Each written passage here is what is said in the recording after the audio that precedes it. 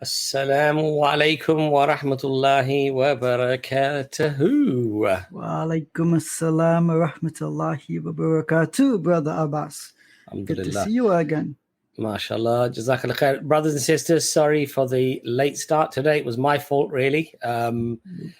Because we finished the previous stream at 5-2 instead of 10-2, to try to cram everything in before this stream was really difficult. So my sincere apologies, inshallah ta'ala. Hopefully I will try not to be late again. But Jazakallah khair for joining us. We're already on episode 3 of Doubt Busters. Really? Yeah, alhamdulillah. It's amazing how fast time flies. Now, brothers and sisters, this particular stream is open predominantly to Muslims. But if you're a non-Muslim and you have a doubt about Islam, we might let you on. But generally, it's for people who have come across certain doubts in, that people have aired to them about Islam, about the Quran, whatever it might be, inshallah. And we will try to, inshallah, address those doubts if we can. And if we can't, then inshallah ta'ala, we'll consult a scholar, a proper scholar, who can perhaps advise us on what the best way to advise is. The only reason that we have some experience in this is that often during our dawah work that we do, and Ijaz mashallah does on his channel as well, we do get a lot of these doubts that tend to come up regularly. And as a consequence, we will go back and research. We will ask scholars. We will get opinions and information. And so really all we're doing is perhaps we just simply giving you that information that we've managed to attain from scholars or from people who've addressed such doubts. So that's really our level of experience. So today, inshallah, Doctor will not be joining us because he's still not feeling very well. If you wish to join the stream, please do remember you need to keep your camera on backstage. We had a little incident on our stream last time where somebody thought it'd be a good idea to try to spoil the stream. Alhamdulillah, we edited that part out, uploaded the stream, and alhamdulillah, people still benefited from that stream. But if you're in the backstage, you need to have your camera on, and we need to identify you. If you have a mask, you have to remove your mask. We need to fully identify you. And also, let this be a warning as well to people out there that if you do come and do something that is of a nature that's that would cross the boundaries, we would be informing the police, because there are children that are watching this stream, and I want to emphasize that we do have children watching this stream as well. So if you do show something that is explicit, in effect, what you're doing is you're actually forcing that upon children as well. And so we will be notifying the relevant authority. So please keep it clean. Thank you. Ijaz, how's your week been? And have you come across any? Because I know that, mashallah, you went to the Pride Parade as well in Canada. And Yeah. From the photos, I saw that you had a really good time there as well. Yeah, mashallah. Yeah. I suppose the only thing I should sort of clarify is that alhamdulillah, Ijaz did not go to participate in the parade, but rather to have a stall and give dawah. And mashallah, the dawah was alhamdulillah very positive. And from what I understood, the Christians that were there had to be moved on, or the police were very upset with some of the things they were saying. Had to remove them. Yeah. Oh, they had to remove them, physically remove them from the parade. But alhamdulillah, you Muslims, were you removed as well, or were you? Nope. Alhamdulillah, actually, people of the LGBTQIA2X community welcomed us, and they were happy to see us there because we didn't have signs or speakers screaming and shouting at them. They actually took our literature. They asked our position on their way of life. We gave our standard answer, the standard Islamic answer. We didn't hide our beliefs or try to cover them up or try to suppress them not to offend. We told them this is how it is and we can't change it and we believe in this. Surprisingly, there were so many people wearing Liverpool t-shirts that attended that festival. I was pretty shocked, but I guess that's par for the course for your community, Brother Abbas. But yeah, indeed. And I heard that you had a lot of Qur'ans given out and a lot of literature that they lots of literature in general given out. Yeah. Surprisingly, it's mostly the people who are younger. I would say, like in their teens and early 20s, they were perhaps the most interested in our presence there.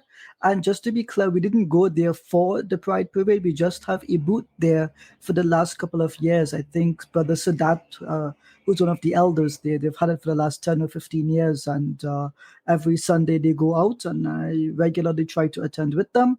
This was another one of those events, and yeah, the pictures privately showed quite a lot of fun. Alhamdulillah. Brother Abbas. So you did actually threaten to show some of my embarrassing T-shirt pictures, but it appears that now I have some of you as well at the parade. So alhamdulillah, that's pretty good. I've shown them publicly, brother. But the point of blackmail is that they have to hold something over the other person, and so I have no problem with those pictures being public because I know what I was doing there. But the pictures I have of you, I'm not exactly sure what you were doing. So. Alhamdulillah. Well, I don't know if I want to anything untoward. I'm probably just looking silly. Okay, so brothers and sisters, the link should be in the description of the video. If it's not, that would probably explain as to why we're not getting a lot of people jumping on the stream. But we will put that in the comments as well. If you have encountered a doubt from somebody else, but you were unable to perhaps address it, it would be interesting to really even hear about that doubt. I had a very interesting discussion a couple of weeks ago, Ijaz. It's from a gentleman who he has spoken to hijab. He was actually having a conversation with Hashim at Speaker's Corner. And then I was just there for an hour or so. So Hashim called me over and I had a conversation with this gentleman. And he was just basically saying to me how, you know, there was a lot of things that he did agree with, actually, with Islam. He was a very open-minded, nice person, good discussion. But, you know, he was sort of saying, I don't get my head around this eternal punishment that's mentioned, you know.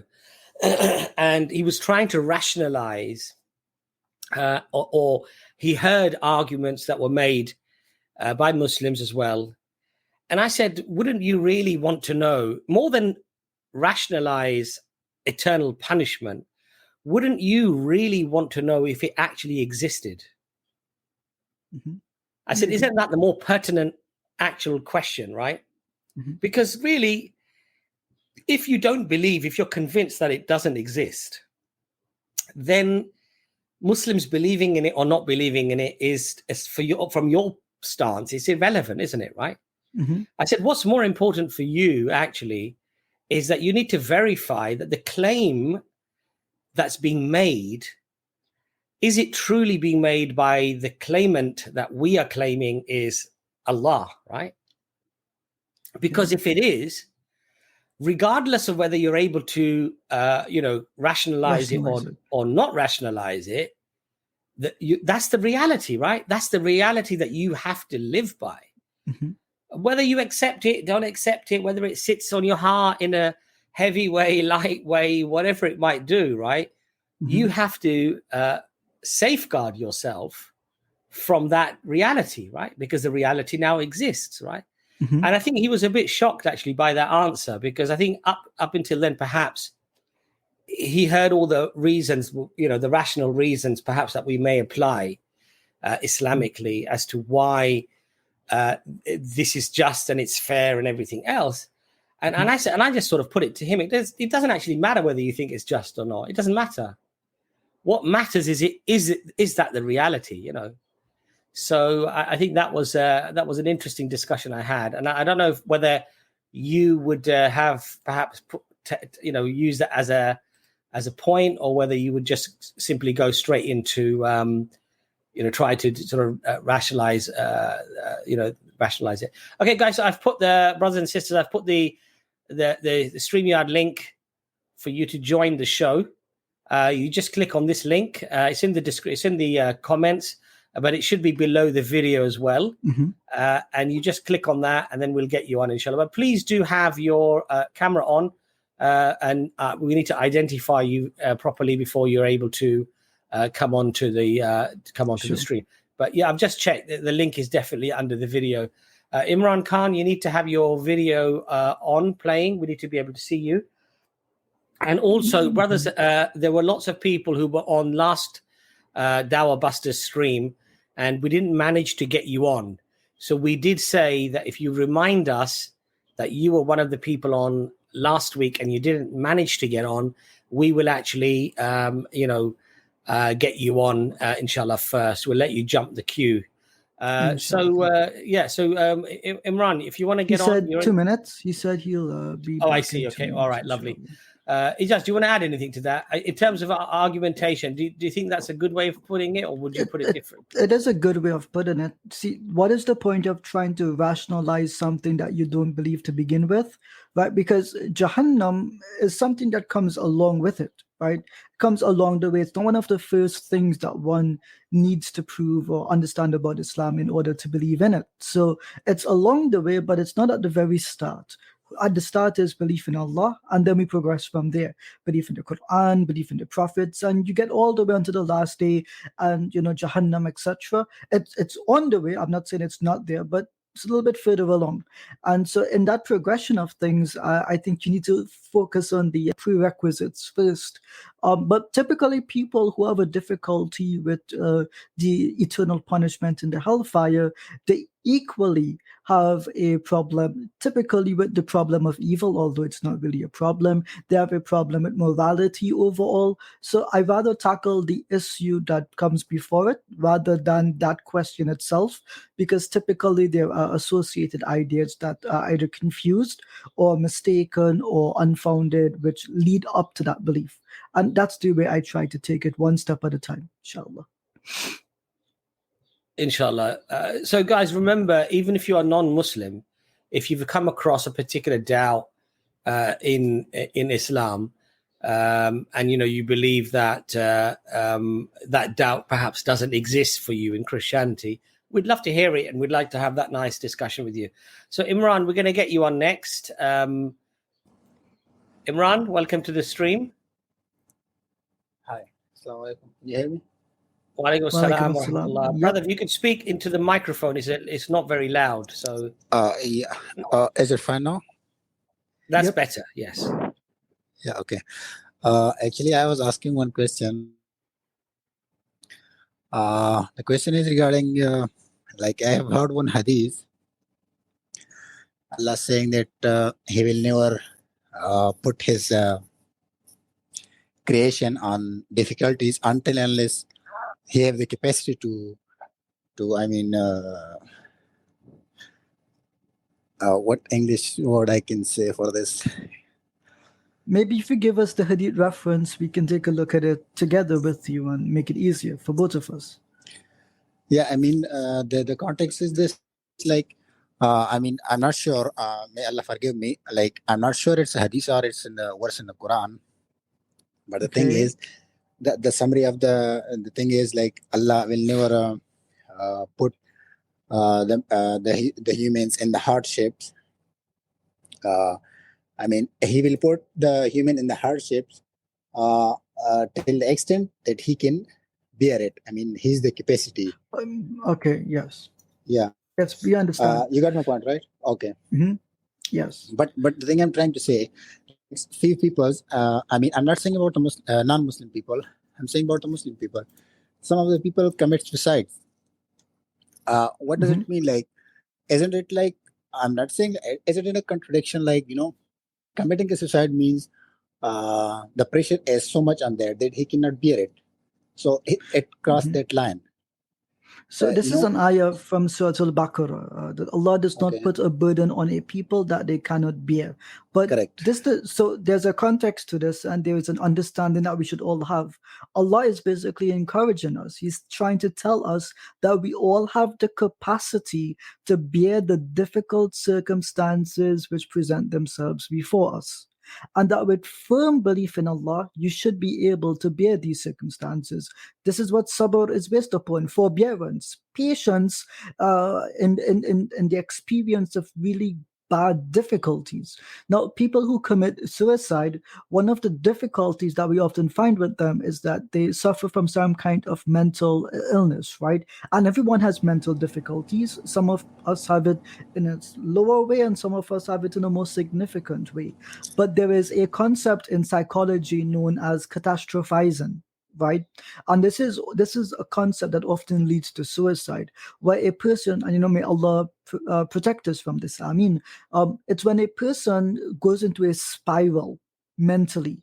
They become defeatist in their thinking, and they become hyper fixated on only negative and bad outcomes. So even though they are fully capable psychologically, physiologically, physically of bearing whatever difficult circumstance they're facing, mentally and emotionally they're in this spiral, which it takes some it takes an external help to coach them out of that spiral. But if you stay in that spiral for too long, eventually all the options around you perceive them to have closed down, and so they take that unfortunate step. But Allah is saying that that's not the case, right? You can get help, and suicide is not the answer. That's basically the easiest answer to the question. If Brother Abbas wants to join us. I think we are focusing most on the suicide things. I'm not only focusing on the suicide things. I'm just, for example, I have one friend here. I'm from Pakistan. I'm living in Abu Dhabi. I have one of my friend, he came from Pakistan. He's searching for a job. He's an IT engineer actually. Since 9 months, he is doing it. But last time he told me, and I'm praying 5 times. He waking up 3 o'clock and he praying tahajjud, Quran, Kareem, everything. He was kind of discouraged. Last time he told me, how can Allah do it with me? I told him don't put these things in the middle. But I can feel he said, oh, I will leave namaz now. I told him, it's not if you leave namaz, I mean, you cannot, I mean, you will make yourself in a trouble. What I'm trying to say, I mean, he is bearing these things. I mean, I don't you think that, I mean, is it crossing the limit? I mean, he's bearing limit. No, So- sorry, he does. Brother, what it is, brother, is this: is that Allah does not test a soul more than it can bear, or burden a soul more than it can bear. Now, just because we have despair, and we lack iman, and we become and react in a way that this is the burden is greater than I can do it, and therefore, astaghfirullah, a person of sane mind and sane rationality, not somebody who has mental issues, and they commit suicide. They're not committing suicide because the burden was more than they could bear.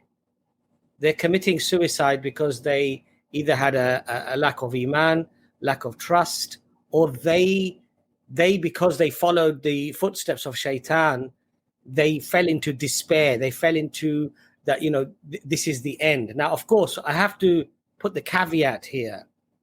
We're not talking about people of mental illness. We're not talking about people who have clinical depression, who have mental illness. We're not talking about people like that.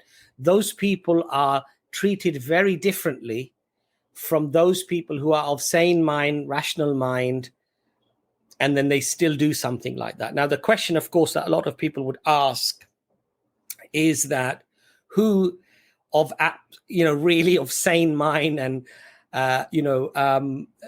proper, full sanity would even conduct such an act? And we can't judge that. This is for Allah subhanahu wa ta'ala to judge. What we are told, however, is that, of course, if somebody of sane mind who's not suffering from an illness or mental illness or something like that, then yes, we're told that this person is in the hellfire, right? But that does not mean that the test was unbearable. All the tests are bearable, but we have to abide by the formula that Allah has given us of how to bear the difficulties. And we're told that a person should be, firstly, you should know that everything comes from the will of Allah, and you should have patience, sabr, and you should still maintain shukr. You should still be grateful for all of the other things that you have.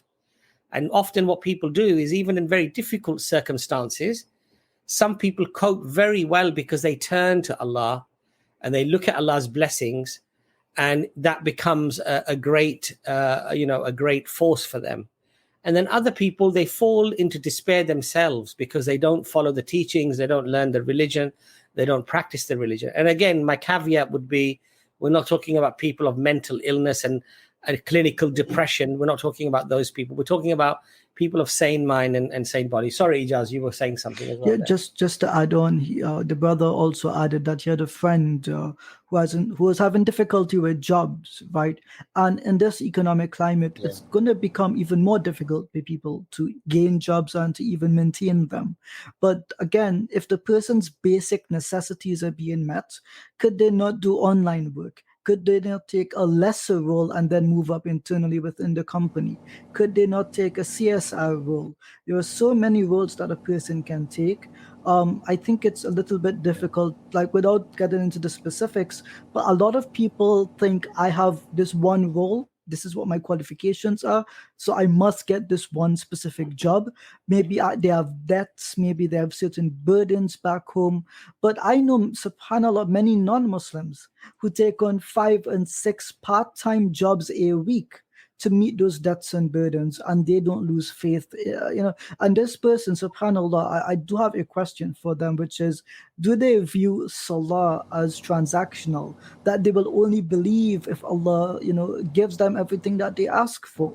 Salah does not work this way, and Iman does not work this way, not in the least. And this is one of the tests of Ayub alayhi salam. If you are afflicted with sickness, illnesses, and disease, and you lose everything that matters to you, what will you do in return? Will you give up belief in Allah? See, suffering is temporary in this world, but in the next, it may not be. And so I would rather personally, even with all my illnesses, I would honestly prefer to suffer in this life than to endure suffering in the next. At least here I have some control of how it can end, of what may happen. So to that brother, honestly, Brother Imran, obviously I think it's a fake name given the picture that you have, but if it isn't, alhamdulillah, either way, I thought that was very cute. I would say this. My name is original, but the picture is fake. Yeah, mashallah. So my advice is to that brother, correct the understanding that salah is not transactional, and that faith is not contingent, is not dependent on the favors that Allah gives you. Because in the same Quran, what does he say? We recite this ayah, I think, on every single stream.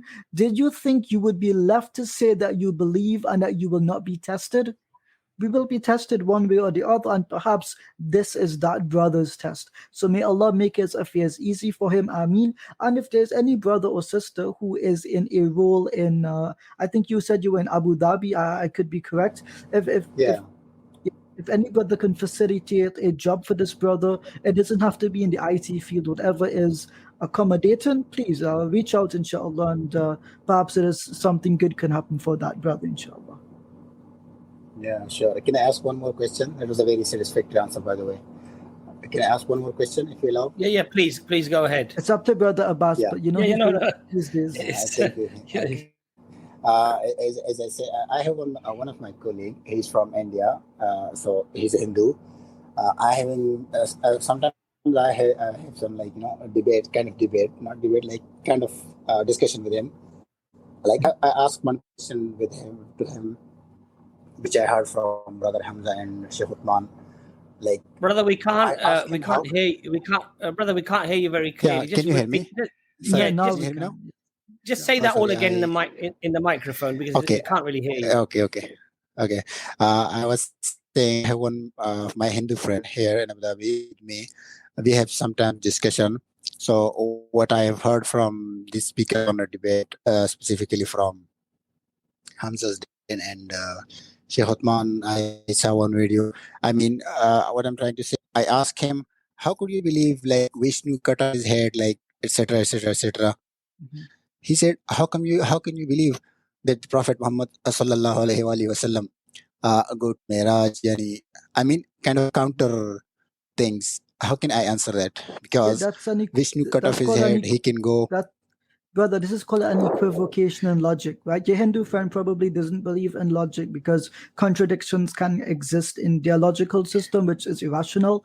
But there is a big difference between God having his head cut off, because God is a necessary being, God is a all-powerful being, and on the other hand, the Prophet Muhammad, peace be upon him, by the mercy, grace, and qudra, by the power of Allah subhanahu wa ta'ala, being ascended into the heavens. One is not the other. One is a miracle for a creation. The other is the death and suffering and the murder of the Creator.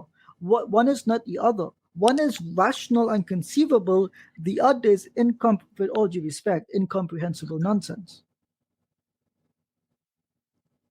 So point out the problem. It's not comparing apples to apples.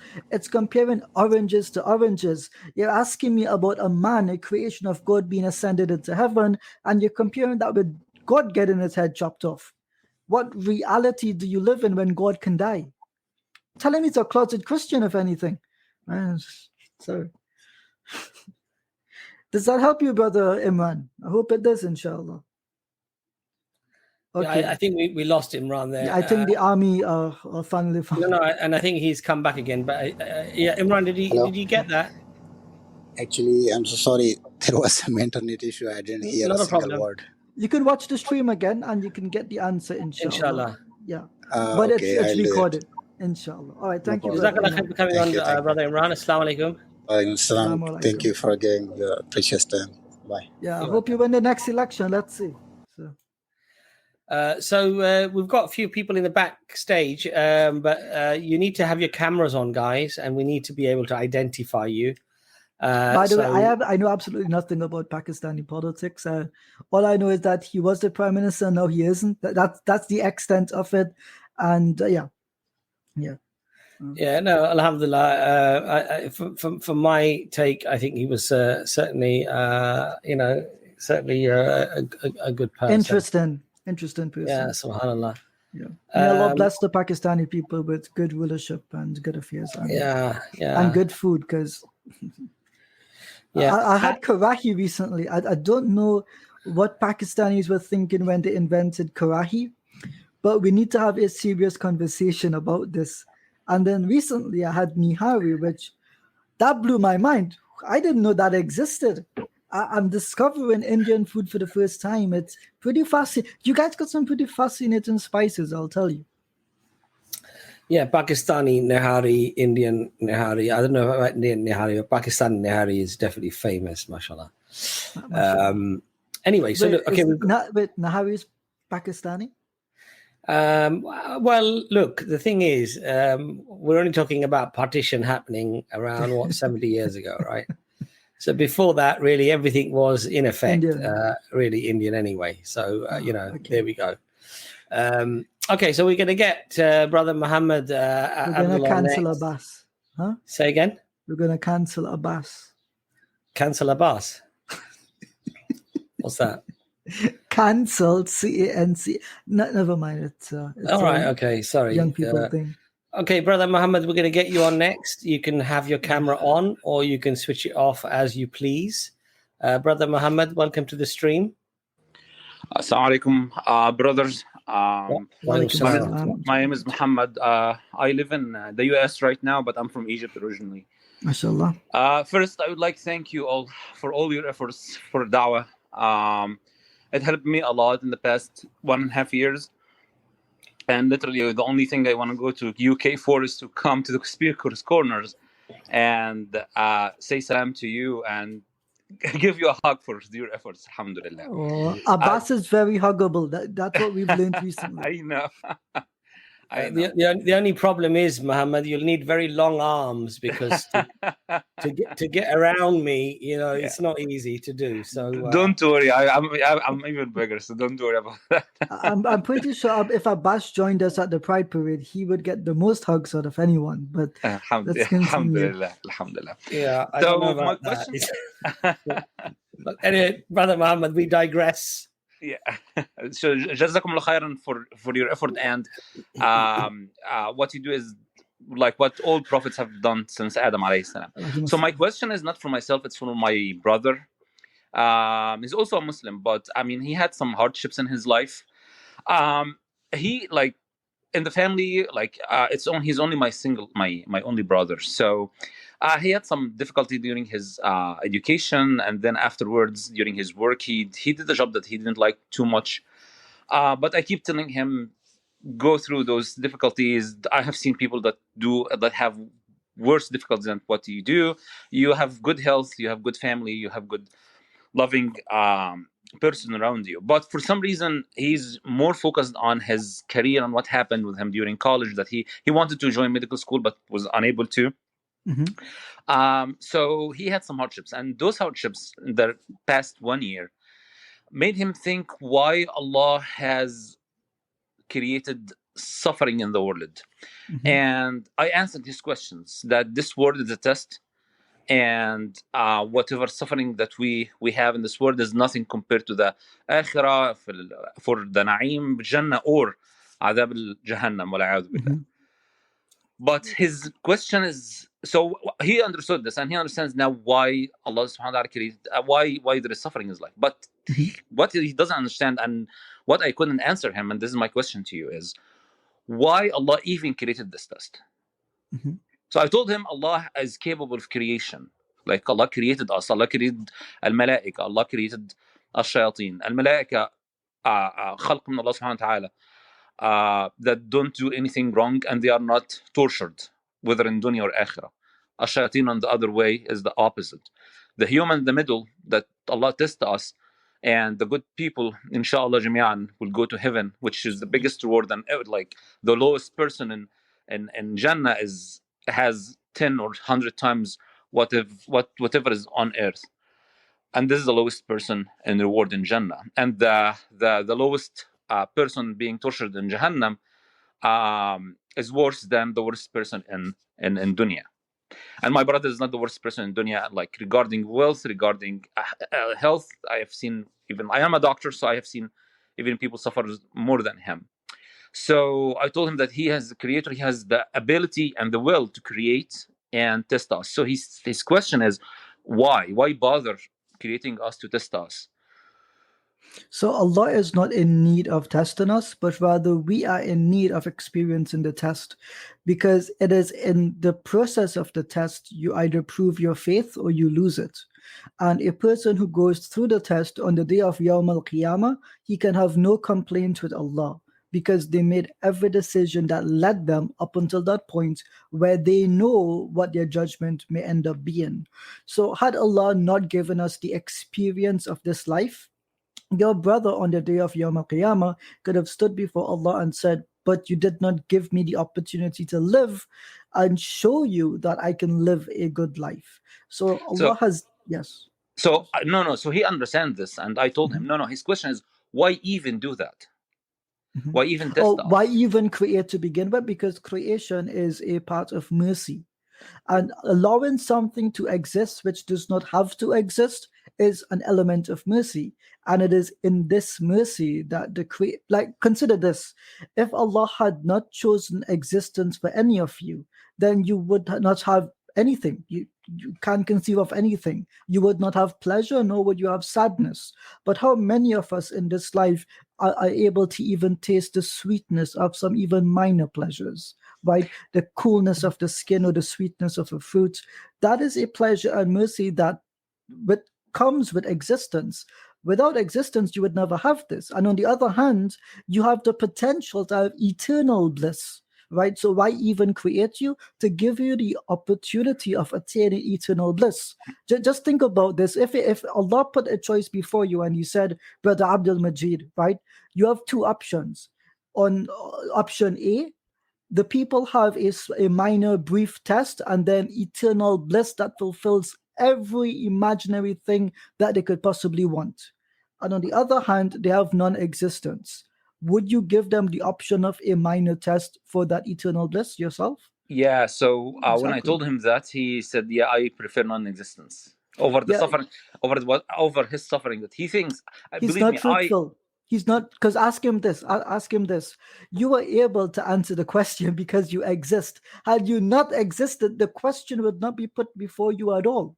And you need to put him a bit on the defensive, because there's a question which needs to be asked. You didn't lose your life. You didn't end up with STIs and STDs. You didn't amputate a limb. You lost your chance at a particular career because of decisions that you made in college, right? Or circumstances which affected your life during college. This is a loss in status, but you hadn't even achieved that status to begin with. It is something you hoped for, something you aimed for, but you didn't reach it. So technically, it's not a loss. And if your entire existence, you choose not to exist because of a difficulty in career, then does this make sense? Is this reasonable? I don't think so. It really does not. Would a person give up eternal bliss because they didn't get the career that they wanted? I don't understand how this makes sense. The brother has to take account for the good things in his life, seriously. I mean, I've been talking to him a year. He isn't back and forth. Like he's praying, but he's back and forth. Like there is some element of depression. He has depression also. So unfortunately, it's not only just thoughts, but unfortunately, is he seeing a counselor? Is he? He's on medication. Is he an antidepressant? So anxiety. He okay. He well, this can also have an effect on one's mood. He needs. I don't know if he takes note, because there are those applications that allow you to take notes of your blood pressure during the day, your sugar levels during the day, your mood throughout the day. It might be best if the brother goes to a sheikh that is qualified in zuhd, in asceticism, and perhaps he learns some form of dhikr that can calm him and relax him, because this kind of talking, if you're familiar with it, may stem out of anxiety, or because of the medication, he might have a little bit of an existential crisis, it sounds like. So this may be beyond spirituality, more in regards to his own mental health. What do you think, Abdul Majid? No, I agree with you that mental health has a great part of it, but his what I understand from his mental health got affected because of his the problem he had in his career. Yeah. So, and when this happened, he started to question those questions. But his main question, again, I'm sorry if I'm being talking too much, repetitive, but it's okay. But his point that I couldn't answer it is like, I understand that. How come somebody believes on Allah prefers non-existence over a moment of suffering and then lifelong or for infinity of happiness? I totally understand. But he's asking, why even Allah bothers about it? Mercy. He's given us the option to begin with, and this option is greater than anything else.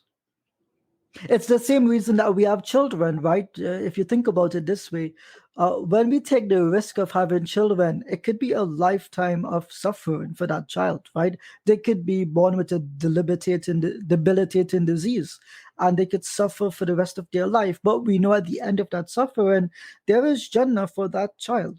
Or it is that you can have a child and they can live a very good life and attain Jannah, right? We all take that risk with children. So if this brother is so concerned about his career, he must be also concerned about his relationships. Is the brother married? He is, yeah. Does he have children? Unfortunately not. This also adds to his problem too. Okay, is he looking to have children?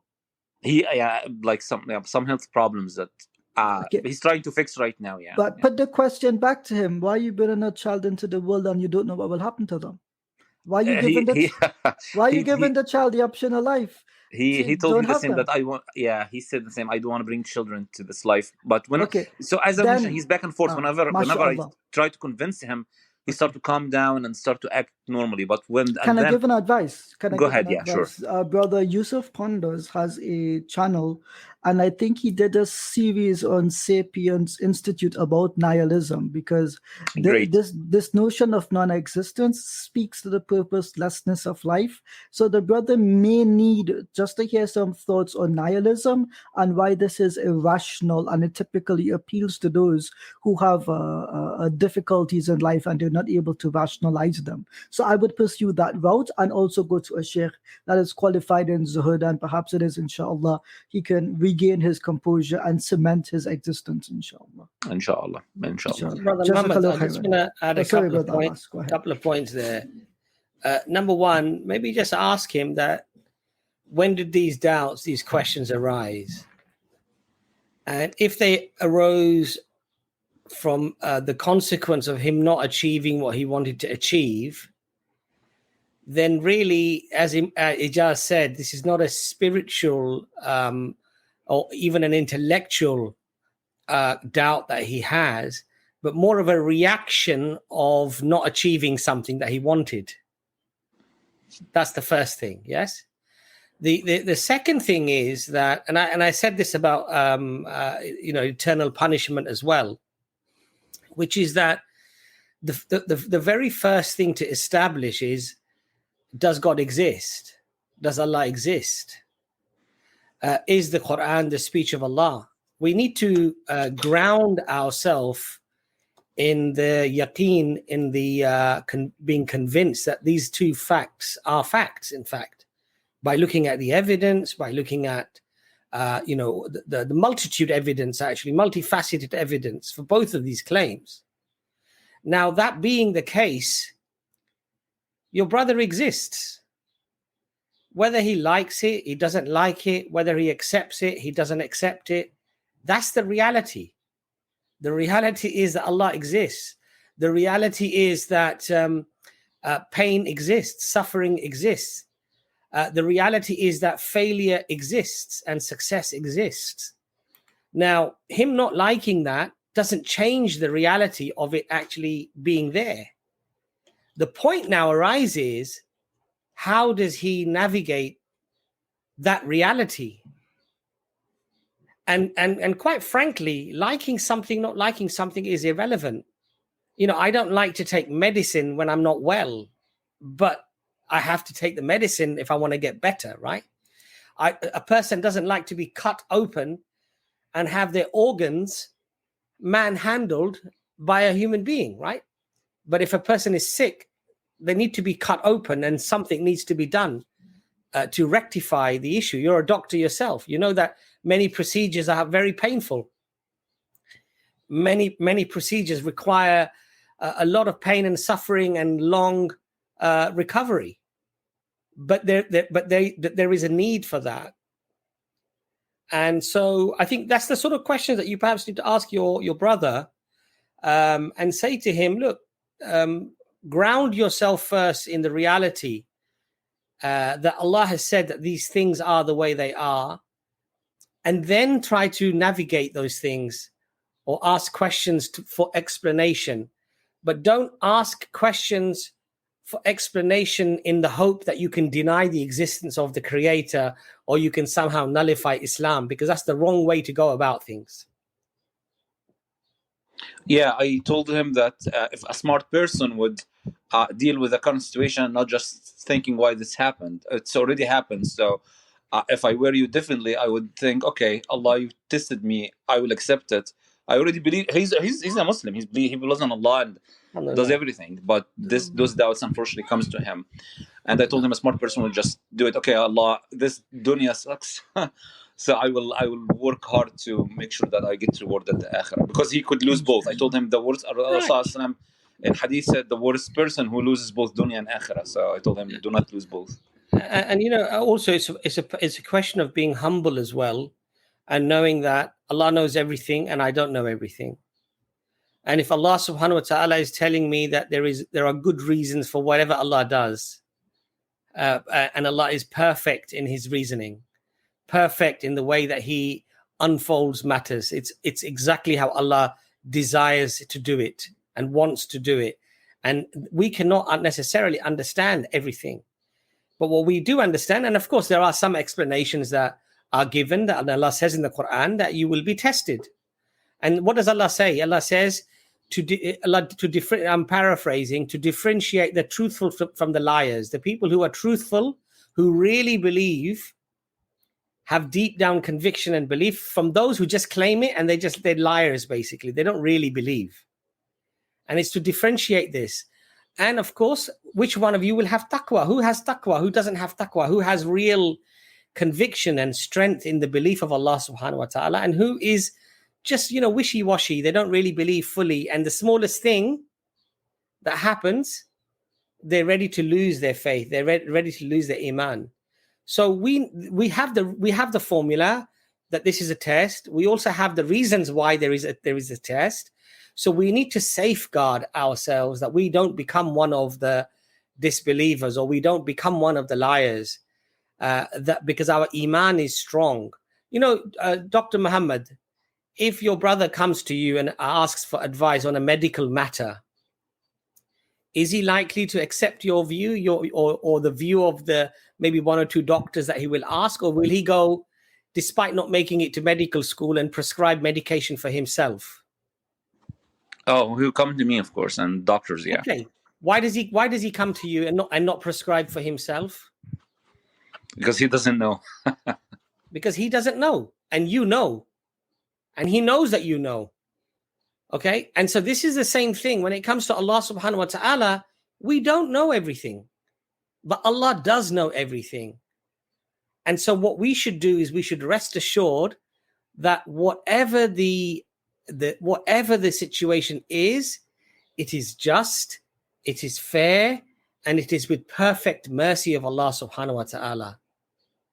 And that should be our iman. There's no problem in asking for clarification, but the clarification should be for the purposes of understanding it better, not for the purposes of nullifying one's iman, one's belief of the religion. I hope that helps you, brother Muhammad. Yeah, a lot, as always. Yeah, a lot. Jazakallah khair for coming on, brother. Thank you so much, and Eid Mubarak, and remind everyone listening to Sawm Arafah tomorrow, inshallah, fasting. Eid Mubarak to everybody. Thank you so much for your time and effort. Assalamu alaikum. Just a request to everyone who is listening, make dua for Brother Abdul Majid's, I think it's Brother Muhammad. Make dua for Brother Muhammad's brother, inshallah, that Allah helps him and aids him in his affairs. Alhamdulillah, alhamdulillah. I mean, Brother Ahmed, we're going to get you on next. Just switch your camera on for a split second for me again. Just give me a quick wave, inshallah. Okay, are you over 18? Can you give me a thumbs up if you're over 18? Okay, we're going to get you on next, inshallah. Oh, he says no. What did he say? The thumb was down. Brother Ahmed, sorry, are you over 18? No. We're not going to be able to get you on, brother. You have to be over 18, unfortunately. What you can do is leave a question in the comments, and we can see if we can try to address that in the private chat there on the right hand side. Or you can email us. Yeah, you can. Or you can email us. We can try to answer your question. My apologies, brother, but we're not going to be able to get you on. Jazakallah khair for trying anyway. Who do we have next? On Alibaba, it seems, but I don't think they're verified. Alibaba, can you put your camera on? Oh, I think we've lost them. No, I think so. Yeah, Brother Ali came on quite late. We had Zubair and a few others on, I think, first. But khair, no problem. Ali, welcome to the stream, brother. Assalamu alaikum, how you doing? How you guys? Walaikum assalam wa rahmatullah. I just have a quick question, brother. I used to be Shia and now I'm Sunni, alhamdulillah. But I have a couple of questions. Why is it that we pray with our hands up? If obviously, if the Prophet was, I was told, the Prophet was praying with his hands either down or or up, right? And we have different madhabs like Ibn Malik, Ibn Hanafi, and whatnot. And the Malikis, they pray with their hands down. So I just wanted to know, is there such thing as good bid'ah or bad bid'ah? Because from my understanding, they said that Omar is the one who changed the salah to like this because he saw a group of people praying. So. No. Okay, so the long and short of it is that there were three opinions of where the hands go in the salah, all of which are appropriate and are part of the sunnah practiced by the Prophet Muhammad sallallahu alaihi wasallam during his lifetime. And different companions kept up certain practices of the Prophet sallallahu alaihi wasallam. So all of the former dhahib, they do not teach that that one is wrong and the other is right. The fuqaha, the jurists say that anyone who holds to any of the three valid positions, then you have performed your salah correctly. And there is an authentic narration from Rasulullah sallallahu alaihi wasallam where he says, "Pray as you have seen me pray." And based on this, there were different ahadith and there were different masala from the the companions. So that's what we hold to. So for some people, for example, I'm Hanafi, I tie my hands like this, and it goes below my navel. For those who are Shafi'i or Hanbali, they might put their hands on their chest. That is also permissible. And then there is Sadl, you put your hands at your side. Some of the Malikis practice this, but some of them don't. It's not necessary to do it in that way. So the differences are simply because this is how the Prophet, peace be upon him, prayed throughout his lifetime, and this is how some of the companions preserved some of those practices. All of them fall within the Sunnah. We don't say that one is haram and the other is halal. They're all halal, they're all permissible, and they all fulfill the prophetic Sunnah itself. Thank you, brother. All right, that was just my one question. That's fine. Also, if you go to the last stream with Sheikh Abu Alia on Monday that we did, in fact, Sheikh Abu Alia did raise the same question that you've just said. A young man came to him after he did the khutbah and he finished the salah, that Sheikh, why are you holding your hands down here around your navel when the sunnah is to hold them up here, right? Yeah. And the Sheikh explained to him that, are you telling me or are you asking me? Because it's very important, right?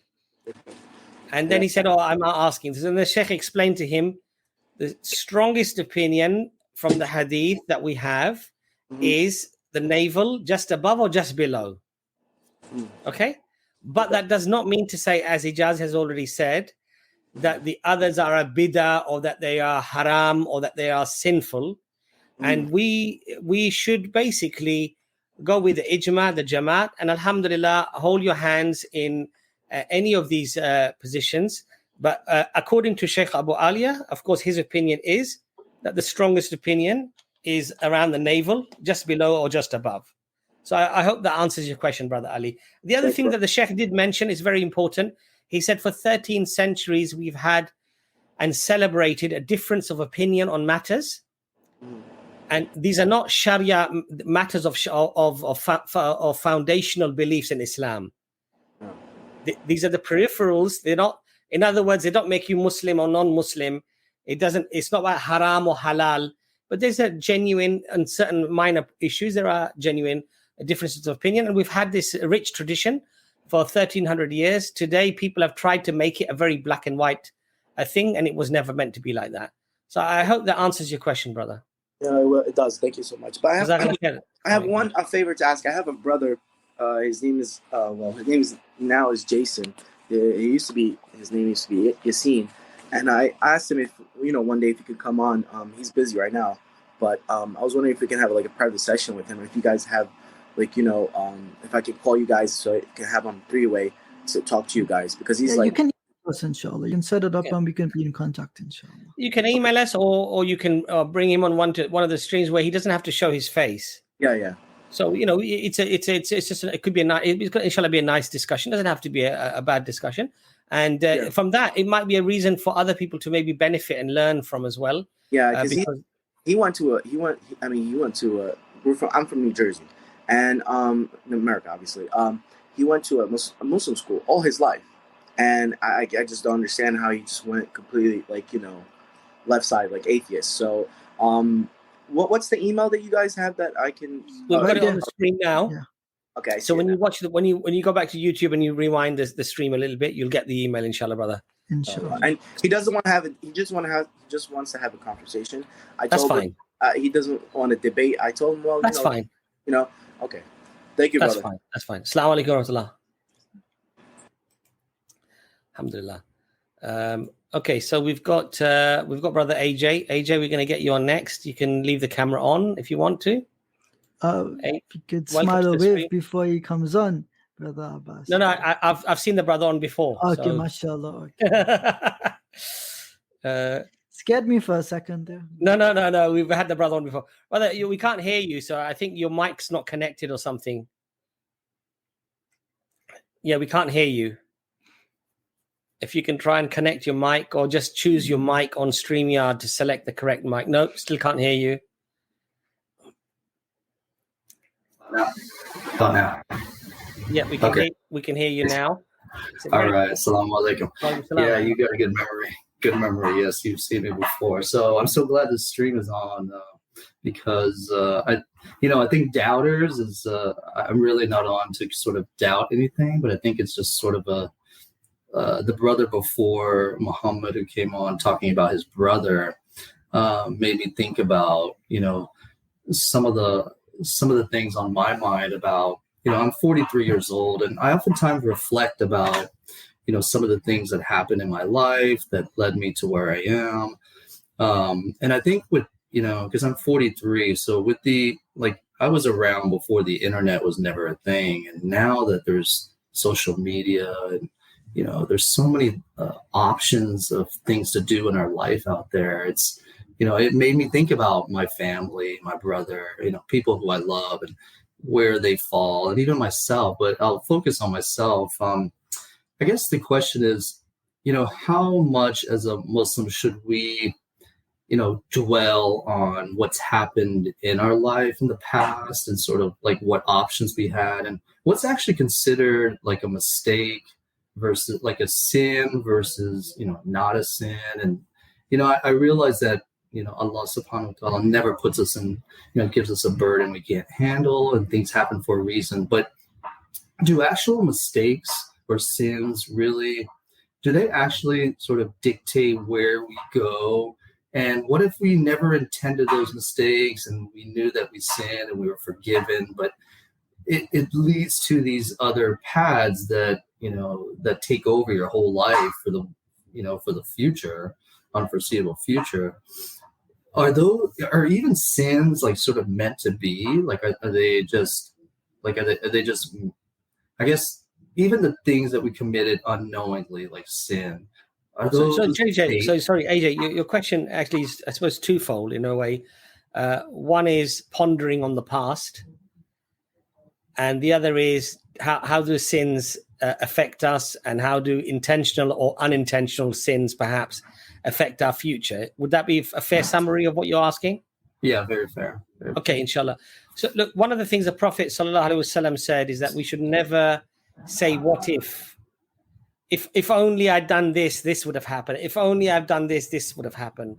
If I had done that, this would have happened. So we should not be a people who are constantly doing the what if. Now, the thing, AJ, is that most of us do go down that route. Most of us will think about things, but what we should just do is remember Allah subhanahu wa ta'ala. We should do istighfar, and we should know that everything happens for a reason, and whatever happens is in the qadr of Allah. Okay? But that does not mean to say that we should not learn from our mistakes. That's different. So, for example, if you're taking good advice, if people are advising you, don't invest money with this person. This person is a liar. He's a cheat. He's already cheated this person, that person. He's a really bad dude. Don't throw your money there. And then you still invest the money, and then you lose the money. You shouldn't just say, oh, qadar Allah, I lost the money. Okay, it was written, it was going to happen, so it doesn't matter. I'm not going to think about it. No, what you should do is you should say, next time, maybe I should follow the principles of Islam, which is to take mashwara, to take advice from trustable people, from good people, because that's the prophetic way, that's the Islamic way. And if I'd operated in that way, I would have perhaps safeguarded my loss, you see? So we can learn from the past, but we should not perpetually live in the past, because that's not good for you Islamically, and it's not good for you psychologically or mentally either. Now, sins, of course, sins will affect an individual. We are told that when a person sins, a black dot is placed upon their hearts. And when they repeat a sin, another black dot is placed upon their hearts until they've committed so many sins that their heart becomes completely darkened to an extent that hidayah, guidance from Allah, in other words, the rahmah of Allah, the mercy of Allah, no longer reaches that person. And that bad deeds seem acceptable and favorable or even good to that individual. So they even lose the insight of a bad deed or a bad act. It seems good to them. It seems pleasing to them, in fact. So, of course, what we should do is what we've been instructed is that we do tawbah, we turn to Allah subhanahu wa ta'ala, we ask for Allah's forgiveness, and the black dot is removed from the heart.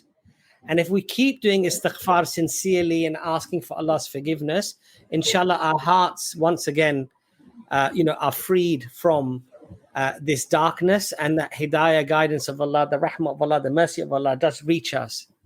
When we do unintentional sins, we make mistakes, we don't even perhaps remember our sins. When we do our dua, when we do our supplication to Allah subhanahu wa ta'ala, we should always ask for those sins that I have done large and small, for those that I have done intentionally and unintentionally, please forgive me, Ya Allah. Okay? The last point that I'm going to make to you is that the Prophet ﷺ said that when you ask for forgiveness with sincerity, then you should feel that the sin is forgiven. So you should not ponder on it endlessly and constantly revisit it. Neither should you tell people, neither should you tell anybody about your sins. Don't make people witnesses of your sins. But when you ask Allah for forgiveness with sincerity, feeling ashamed of what you've done, when you make a firm intention not to return back to the sin, and you ask Allah for forgiveness with sincerity, then that the sin is inshallah forgiven, we're told. Okay? Obviously, the only caveat there is if you've wronged somebody, you have to return what their goods are, or if you've hurt somebody, ask for their forgiveness. But if you ask for sincerity, with sincerity, for forgiveness, Allah will forgive you. Of course, whenever you do your supplication, keep asking Allah for forgiveness. But Islam is about moving forward. Islam is about being positive. Islam is about looking in the future. And the interesting thing is that even if you do training for sales or things like that, what the psychologist will tell you is don't ponder on your failures too much. Because if you ponder on your failures too much, you end up projecting negativity for your existence at that time and potentially in the future as well. So Islam is, mashallah, 1400 years ago, we already had this psychological training, mashallah. Is that, be positive, think positively about Allah, that Allah is merciful, Allah is kind. And if I truly repent with sincerity, Allah will forgive me, inshallah. You should have this as a surety in your heart and be positive, have a positive outlook and a positive impression of Allah subhanahu wa ta'ala. Very good. Makes total sense. Alhamdulillah. That was beautiful. Yeah, and I think I dwell on, like maybe my brother, my father, other people, but I should be focusing on myself totally. It just reminded me of that other guy on the street, thinking how difficult it is to put yourselves in someone else's life when, you have no idea what they're struggling with internally. But we all have our own internal struggles, and I think that's the beauty of Islam, is that it gives us a guidance to deal with it. So, thank you. Brother Ijaz, do you want to add anything to that? No, it's all, just to keep in mind that Allah is Al-Adl, He is the most just. So He's not going to wrongfully judge you for the things you did, regardless of, what your reasoning behind them. But there is that prophetic teaching that actions are but by intentions. So your niyyah, really, your intention is what is judged in this case. Other than this, have hope in the mercy of Allah. After all, He does say that if you did not sin and repent, He would have wiped us out and brought a people who did so. So that, intrinsic sense of guilt that we feel when we do something wrong, and it motivates us to undo the wrong, this is perhaps from the fitrah, and some scholars say this themselves. So have hope in the mercy of Allah. Don't lose hope in His rahmah, and have hope in Him, because He is the most just, and He has no reason to judge you wrongly, right? He doesn't gain from judging you wrongly, so He's the most objective ruler possible. So that's it. I think Brother Abbas may give beautiful advice. And also, Brother AJ, is very positive when a Muslim holds himself or herself to account, and that they are worried and concerned about their position with Allah subhanahu wa ta'ala, this shows that a person has iman. They have belief in Allah. So this is a positive thing. And I think what I'm going to just finish up on saying, because I've said quite a lot, but we Muslims, we need to have a very positive outlook and a very positive opinion of Allah subhanahu wa ta'ala. We need to convince ourselves of the reality that Allah is most merciful. You know, Arhamur Rahimin, He wants to forgive. He wants you to repent. He wants you to turn to Him. And Allah gives us every opportunity that we can do that. And the more we do that, inshallah, the more the burden is lifted from us, and the more peace, the more tranquility, the more is spirituality, connection to Allah subhanahu wa ta'ala, inshallah, that we will feel. But these are positive signs when we worry about these things. But we should not worry to an extent where they make us, where it becomes difficult to be positive and difficult to move on. That's the main thing. Yeah, I agree. But I think the pressure in, the society or even in general is that, at like 17, 18, 19, in those early ages where, 20 years ago, that was how old I was. So thinking back, there's so much pressure to like succeed, do everything right, live an adult life. All these, external pressures are there. AJ, just do your best. Just do your best. Just plan as best as you can plan. Mm-hmm. And then don't worry about the success or the failure. Rely upon Allah subhanahu wa ta'ala that, Ya Allah, whatever the outcome, I've done my part. I've tried to use my due diligence. I've done my investigation. I've asked for advice. I'm doing my best. I'm doing dua for you to help me and guide me. Now I leave it up to you, Ya Allah. Yeah. And yeah, khalas, alhamdulillah. Yeah. And whatever the outcome, inshallah, I'll be grateful for. If it's an outcome that I didn't want to happen, alhamdulillah. I'll be patient. And I accept, Ya Allah, my decree that this is what's decreed for me, alhamdulillah. And whatever good comes out, alhamdulillah, this was the decree that you decreed upon me, alhamdulillah. And if you have that type of mindset, inshallah, and may Allah truly inspire me as well to have that type of mindset. I'm not lecturing you. I'm lecturing myself here as well. Right. If we truly absorb these beautiful teachings, then there is no disappointment in anything that we actually that happens. Yeah, that's a good point. Very good point. Yeah, and just thank you so much for that. I think it gives me the encouragement that we're all going through something in life, and that we just need to move forward, do our best, and Allah knows our heart. And thank you, Allah, for the guidance and the Quran, and just what is there. We're so lucky, and I don't know what I'd do without it. I think we'd all be lost. But this stream is beautiful. It allows us to kind of just let some out, and hopefully. Alhamdulillah, Jazakallah khair for coming on, brother AJ. It's a pleasure to have you on. Assalamu alaikum. Thanks for having me. All right, walaikum assalam. Later. Alhamdulillah. So who do we have next, Ijaz? We've got Brother Zubair's camera is on. Brother Zubair, we're going to get you on next. You can leave your camera on if you wish. Zubair, walaikum salam. Salam. So I just have a quick question, maybe quick, I don't know. So I was always told that the prophets will never disobey anything that comes from God or is from God or is a commandment by God or is connected to God. That's correct, right? That is correct, yes. Okay, cool. So I did come across a hadith. Usually for me, what I do is if a hadith directly contradicts something that we know is kind of very basic in Islam, I put it aside and don't really follow it, but I wanted to get your opinion on how to, what's the word I'm looking for? Compensate, or forget the word, but reconcile.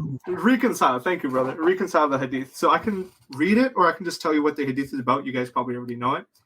It is the one about Prophet Sulaiman alayhi salam, had intercourse with his wives. That's not the issue, whatever that happens all the time. Okay. It's the end where it said his friend told him to say inshallah because he was going to give birth to a bunch of knights, and he didn't. And instead he was given one defective baby. So we have here a case where a prophet directly didn't say inshallah, even though he was told to. So that, in my opinion, that encroaches on him disobeying or not doing something connected to God. And he got punished for it.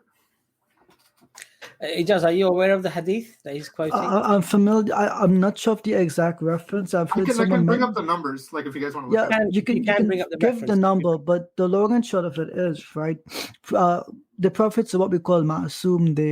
They have protection, they have isma from Allah subhanahu wa ta'ala. So they don't intentionally or meaningfully disobey Allah subhanahu wa ta'ala. And they're protected from sins, but there is a difference of opinion on whether or not they are protected from human mistakes, because with human mistakes comes just general human nature. It's also not the case that because he did not say inshallah that this is specifically the reason why one of the children could have been born in this way. It's the qadr of Allah, one way or the other, how children are born. So for me, I don't see something to be reconciled. What I glean from this is the virtue of saying inshallah, but I don't see it as something to say that the Prophet sinned. I don't want to cut you off. I just want to add on to that. There's a part that I did forget to mention that maybe you might change it. What you just said is, it says down here, it's like, if Solomon had said inshallah, he would have begotten children who would have fought in Allah's cause. So we do have that where the hadith says directly where it's like, if he did say inshallah, then good, he'd get children. Yeah, but this is from the qadr of Allah, one way or the other, whether he does or does not say it. The result is already there.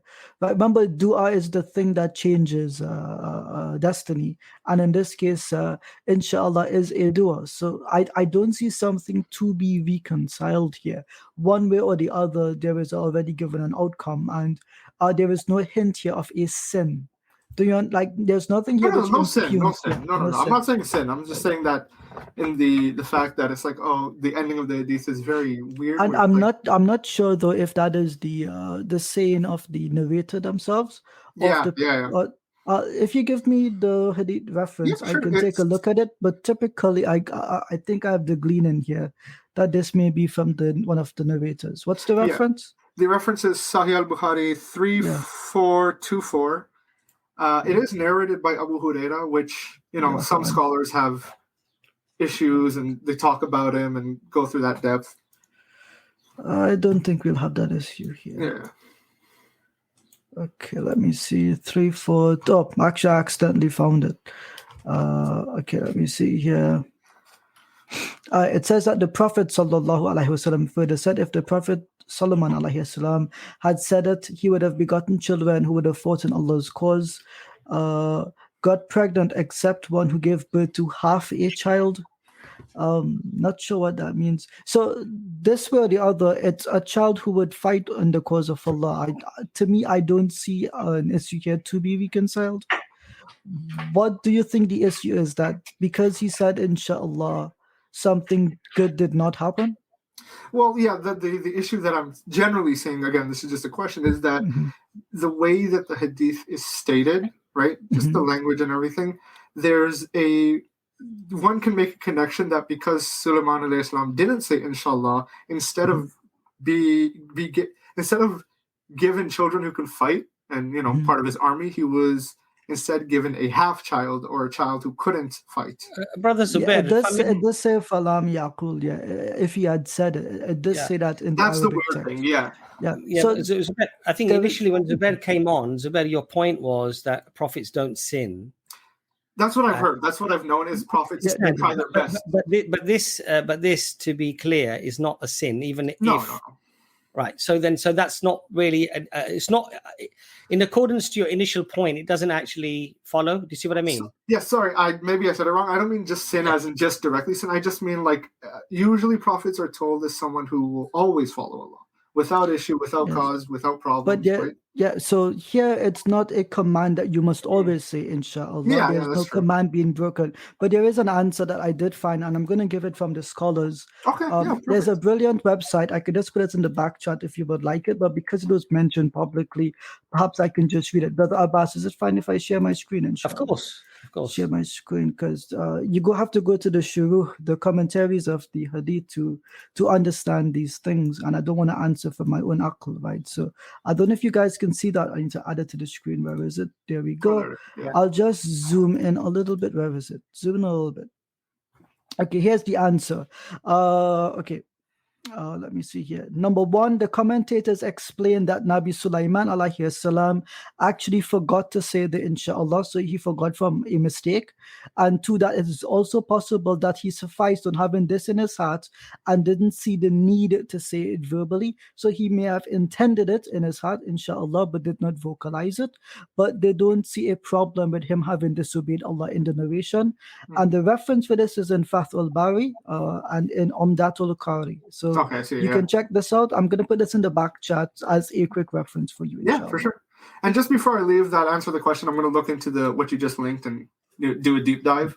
But just a quick side thing on this is, let's say if during study or during reading or whatever it is, we come across other hadiths that are similar-esque or that kind of paint a bad light on someone, right? Mm-hmm. Do we then go with the route where we put that hadith to the side and be like, I'm going to leave that for now. I'm not going to. So there's a firm belief that we have as people of the Sunnah, which is that the prophets are ma'asum, they're protected by Allah. So the standard reasoning and the only reasoning that we should have is that either it is, that regardless of what they did, it's not sinful. Regardless of what they did, it is not sinful. And more or less likely, if they mention a critique, it is potentially a mistake from human reasoning. Okay, but so that should be our standard operating procedure, SOP. Anything beyond that, we have to check the shuruh, the commentaries. This is one such resource that gives it answers questions like, this is the purpose the resource exists. So can you confirm for me, you see the link in the back chat, inshallah? Yeah, I see it. So you can follow it up, inshallah. So Lauren showed the prophets don't. I know the prophets are Muslim. Could we take that? I don't want to, but could we say that it's also the case for whether it's other people who are around the Prophet, whether Sahabas or this people or that people? Brother Zubair, if you don't mind, Brother Zubair, what it is, Brother Zubair, we've got a lot of people waiting. No issue. And what it is that your initial question was, your impression was that the prophets don't sin. I think Brother Ijaz, mashallah, has explained that actually we don't believe that any of the prophets sinned. Whenever we hear about the prophets, Adam alayhi salam, we hear that he slipped. We hear that and it's explained in that way. When the Prophet sallallahu alaihi wasallam is corrected by Allah subhanahu wa ta'ala because a blind person interrupted a conversation, there was a slight frown, but the person was blind; they couldn't even see that. Okay. The Prophet was corrected, but it wasn't a sin. This is not regarded as a sin. Yeah. And so we've, I think, clarified that. But inshallah ta'ala, you're more than welcome to come on again. But as I say, we've got like pretty much a full house. And I'd like to I get it. If you don't mind, Brother Zubair, Jazakallah khair for coming on. Take care. Assalamu alaikum. Assalamu alaikum. Sorry, Ijaz, I just thought that I'd end the conversation really. You're the captain. You're the captain. No, it's not so much. We're both captains. I'm not the captain, but I think you did answer it fairly well, mashallah, with the references. And I think there was no need to go perhaps start talking about the Sahaba. Then I think the conversation was going to go possibly to places that perhaps we don't want it to. Okay, so we've got Adib. You'll be on next. Adib, welcome to the stream. Assalamu alaikum. Walaikum salam rahmatullah. Can you guys hear me? Alhamdulillah, we can, yes. Yeah. So my question is related to dawah, basically. So you guys have been in the dawah scene for so long, and you often put yourself in pressure and confrontational situations. So my question is, like, how do you keep calm and composed and not become emotional? And what tips would you give in terms of public speaking? Brother Ijaz? There's a prophetic hadith from Rasulullah sallallahu alaihi wasallam, but comes across as a command from him: do not get angry, do not get angry, do not get angry. There's also another authentic narration from him sallallahu alaihi wasallam where he says that haste is from the shaitan. So altogether, you put these two together, the Prophet ﷺ does not want us to get angry. And usually when we rush into something out of emotion, we say things which we will end up regretting. And I believe Allah in the Quran, He tells us that when we debate, when we have munazara, that we use the best of arguments. And some of the scholars have stipulated from this arguments, it's also the presentation of it, right? It's not just the statement itself, it's the way you present it. So your manners, your articulation, your emotions, etc. So if you're a person who gets easily angry, then you have to work on your temperament and work on your patience. You sit down, you drink water, you remove yourself from the situation. Everyone's personality is different. Some people are a bit more agitated than others. So it actually takes experience. What I like to do is I pretend, I role play as a non-Muslim with brothers who do da'wah, they're first starting, and we bring up a question that's a bit spicy and they get caught up in it, and 30 seconds in, your voices are raising, and we say, see, did you know what you just like? They don't realize. So you give them tips and tricks on how to note and mentally check their behavior every 20, 30 seconds. Am I doing something appropriate? Am I speaking too loudly? Am I becoming aggressive? Have other brothers take note of you as if you're a trainee. And that way, with experience and with time, you lose that temperament of becoming quickly angry. As to tips on public speaking, for me personally, I hate public speaking. I hate being in front of the camera. It really agitates me and it makes me feel anxious. But what I try to remember is I'm doing something for the sake of Allah. And because I'm doing it for His sake, I forget that you are people, and I speak as if I'm testifying before my Lord. And that for me puts me in check with my emotions, and it gives me the confidence to speak truthfully and rightfully, because if I had to present this to my Lord, would I present it in any other way? I think the answer would be no, and I will remain in a state of constant humbleness. Although some people have told me you don't come across as humble, Ijaz. I know it's the Caribbean person in me speaking, but I try to be, and may Allah forgive us if we have transgressed any of His limits. We did a stream recently with Sheikh Abu Ali about dawah. In fact, we did a lesson with Abu Ali. Actually, I don't think that was, but we have discussed it on the stream as well. One of the interesting things Sheikh Abu Ali said to us was that the comments of people, whether they are positive or negative, should not affect the da'i if they're doing it for the sake of Allah subhanahu wa ta'ala. So somebody abuses you, or they belittle you, or they say something to you, maybe to personally attack you or whatever, whether that's a negative or a positive comment, it shouldn't affect you if your intention is truly for the sake of Allah subhanahu wa ta'ala. So we all need to reflect upon that, and we all need to look at ourselves as to whether our egos get in the way of doing dawah. And this is a constant battle. It's a constant battle for Ijaz. It's a constant battle for me. Constant battle for all da'is, that they need to take a step back and they need to say that when I became irritated, when I became maybe angered, was that because it was because of me? Or was it truly because of the love of Islam and the love of Allah subhanahu wa ta'ala, the love of the Prophet Muhammad sallallahu alaihi wasallam? And so these are things that we need to constantly reflect upon and correct ourselves when we make mistakes, because we will always make mistakes. There's no such thing as a pure da'i who is an angel, who does dawah solely, purely for the sake of Allah, and whispers of shaitan or the comments of people, they don't affect this person. It's a constant battle, but we pray to Allah subhanahu wa ta'ala to be better, and we ask for forgiveness when we make mistakes or we fall into error. If our intention is good, if our intention is clear, that we're doing it for the sake of Allah, for the love of Allah, for the love of the Prophet Muhammad sallallahu alaihi wasallam, of course, for the love of Islam, then if that is truly our intention, then we should realize that by becoming angry, abusive, that's going to be counterproductive to the dawah. And if we are truly doing it for the sake of Allah subhanahu wa ta'ala, surely we would not want to do anything that would be counterproductive and turn people away from Islam. That does not mean to say that we cannot be firm. It does not mean to say that if somebody is mocking or they're being, disrespectful, that you have to just smile and be nice. No, you can be firm. You can be assertive.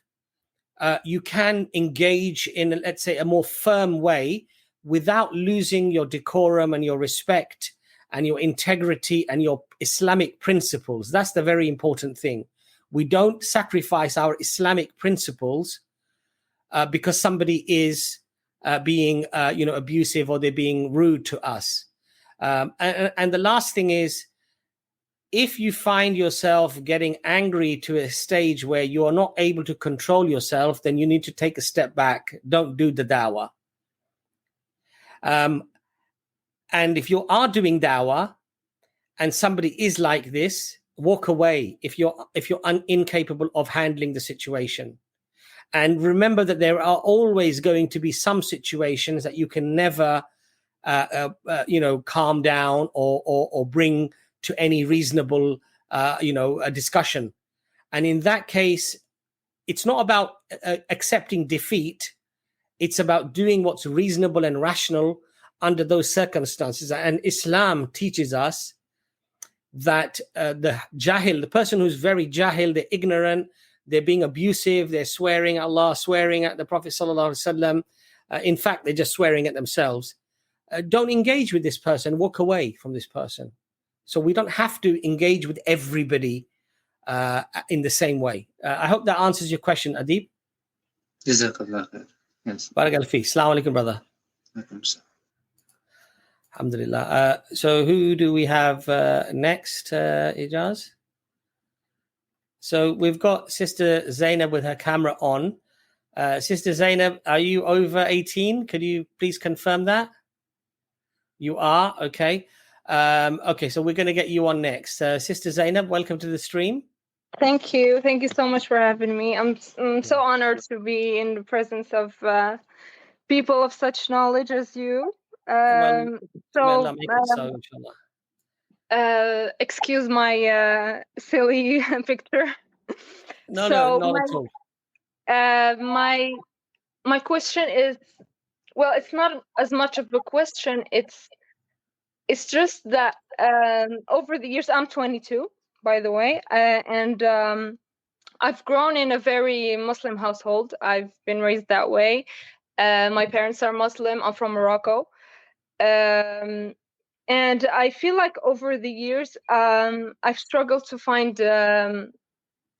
my place as a Muslim, as a Muslim woman in Islam, and I believe I have lost a lot of my faith over the years, and I'm not much of a believer as I was before.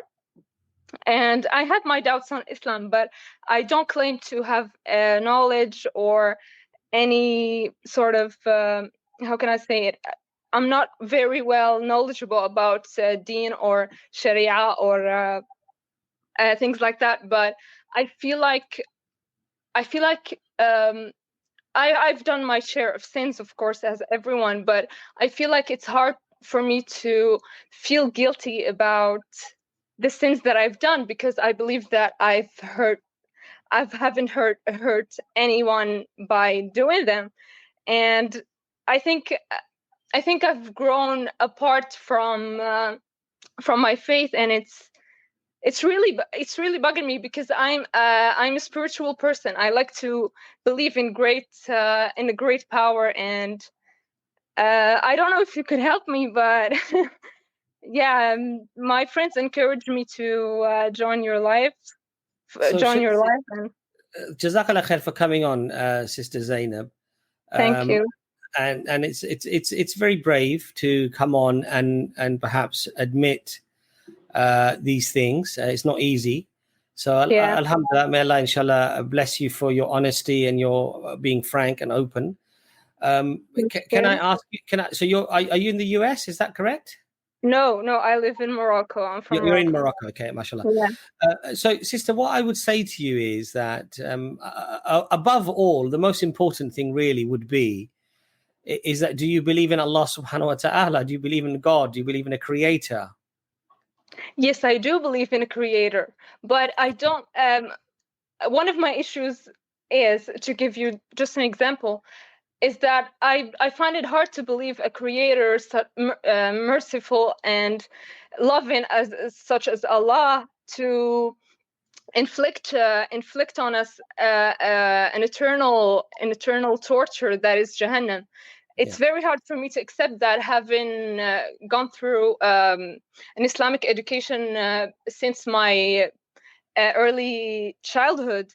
And that I find that it really traumatized me a little bit to think of Jahannam as the eternal torture if I did something wrong, or I think that I have lost the connection. I've lost it over the years. I think I've grown more and more far away of God. But Sister Zainab, you know, the thing here is that that's a secondary issue, really. The initial issue really is, as I said to you, do you believe in Allah? Do you believe in a creator? You know, you then went to explain that in your view, a merciful creator that is merciful would not have a particular punishment because in your view that doesn't seem fair or just or correct. Yeah, because I believe that Allah is full of love. That I understand. I believe that religion, I have such deep fondness of spiritual Muslim people and how they approach the faith. But I find it hard to, I'm sorry, just very... No, that's fine. But Sister Zainab, you know, the more pertinent and the more important question to whether you or I or anybody else finds something acceptable or does not find it acceptable, the more pertinent, the more important question is, does that reality actually exist? In other words, are there some people that are described to be going to hellfire eternally? Does that reality exist?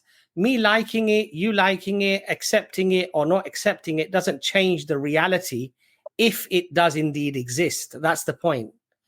And so what would be more important, Sister Zainab, is, and you've admitted that you don't perhaps have a lot of knowledge, you haven't studied Islam.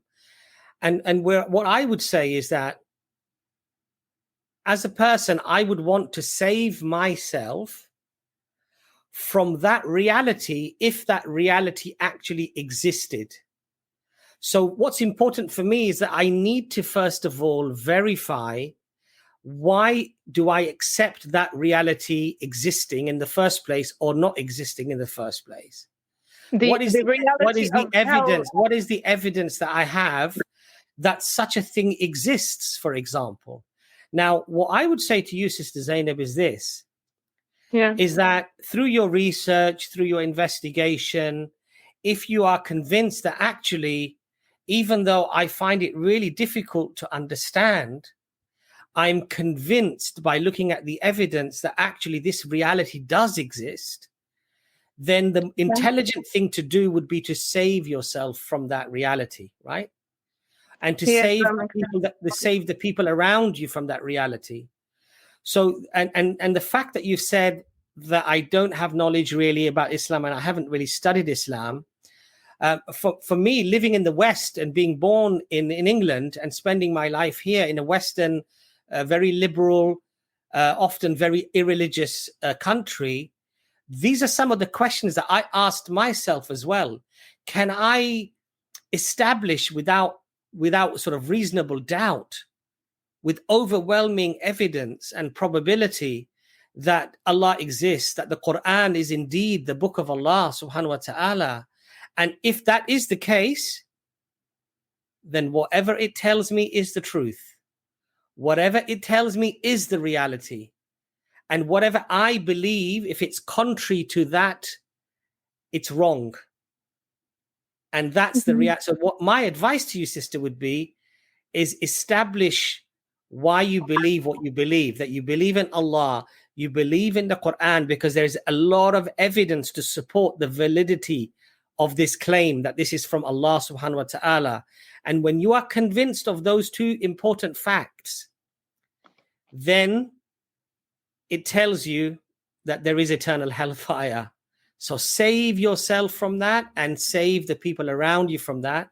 That does not mean to say that you shouldn't ask questions to understand it better, but don't deny the reality because you find it difficult to accept. Yeah, I understand. Yeah. Yeah. I'll let Brother Ijaz come in there as well, because I tend to speak too much. Brother Ijaz. First of all, assalamu alaikum, Sister Zainab. I'll still consider you a beloved Muslim sister. You don't have to answer this question if it makes you uncomfortable. And let me be clear in saying this. May Allah reward you and make your affairs easy for you. Ameen. Because I know with trauma and tribulations and trials, this life is not easy. And it's really difficult to express what we actually feel and how we actually think. I imagine that you saying these things publicly is also not easy for you, and you may have your friends listening as well. And there's a degree of protection that one wants for themselves here. So may Allah make it easy for you. I mean, I appreciate it. But sister, I have a question to ask you. If you don't mind, you don't have to answer it. You can tell you don't have to answer it at all.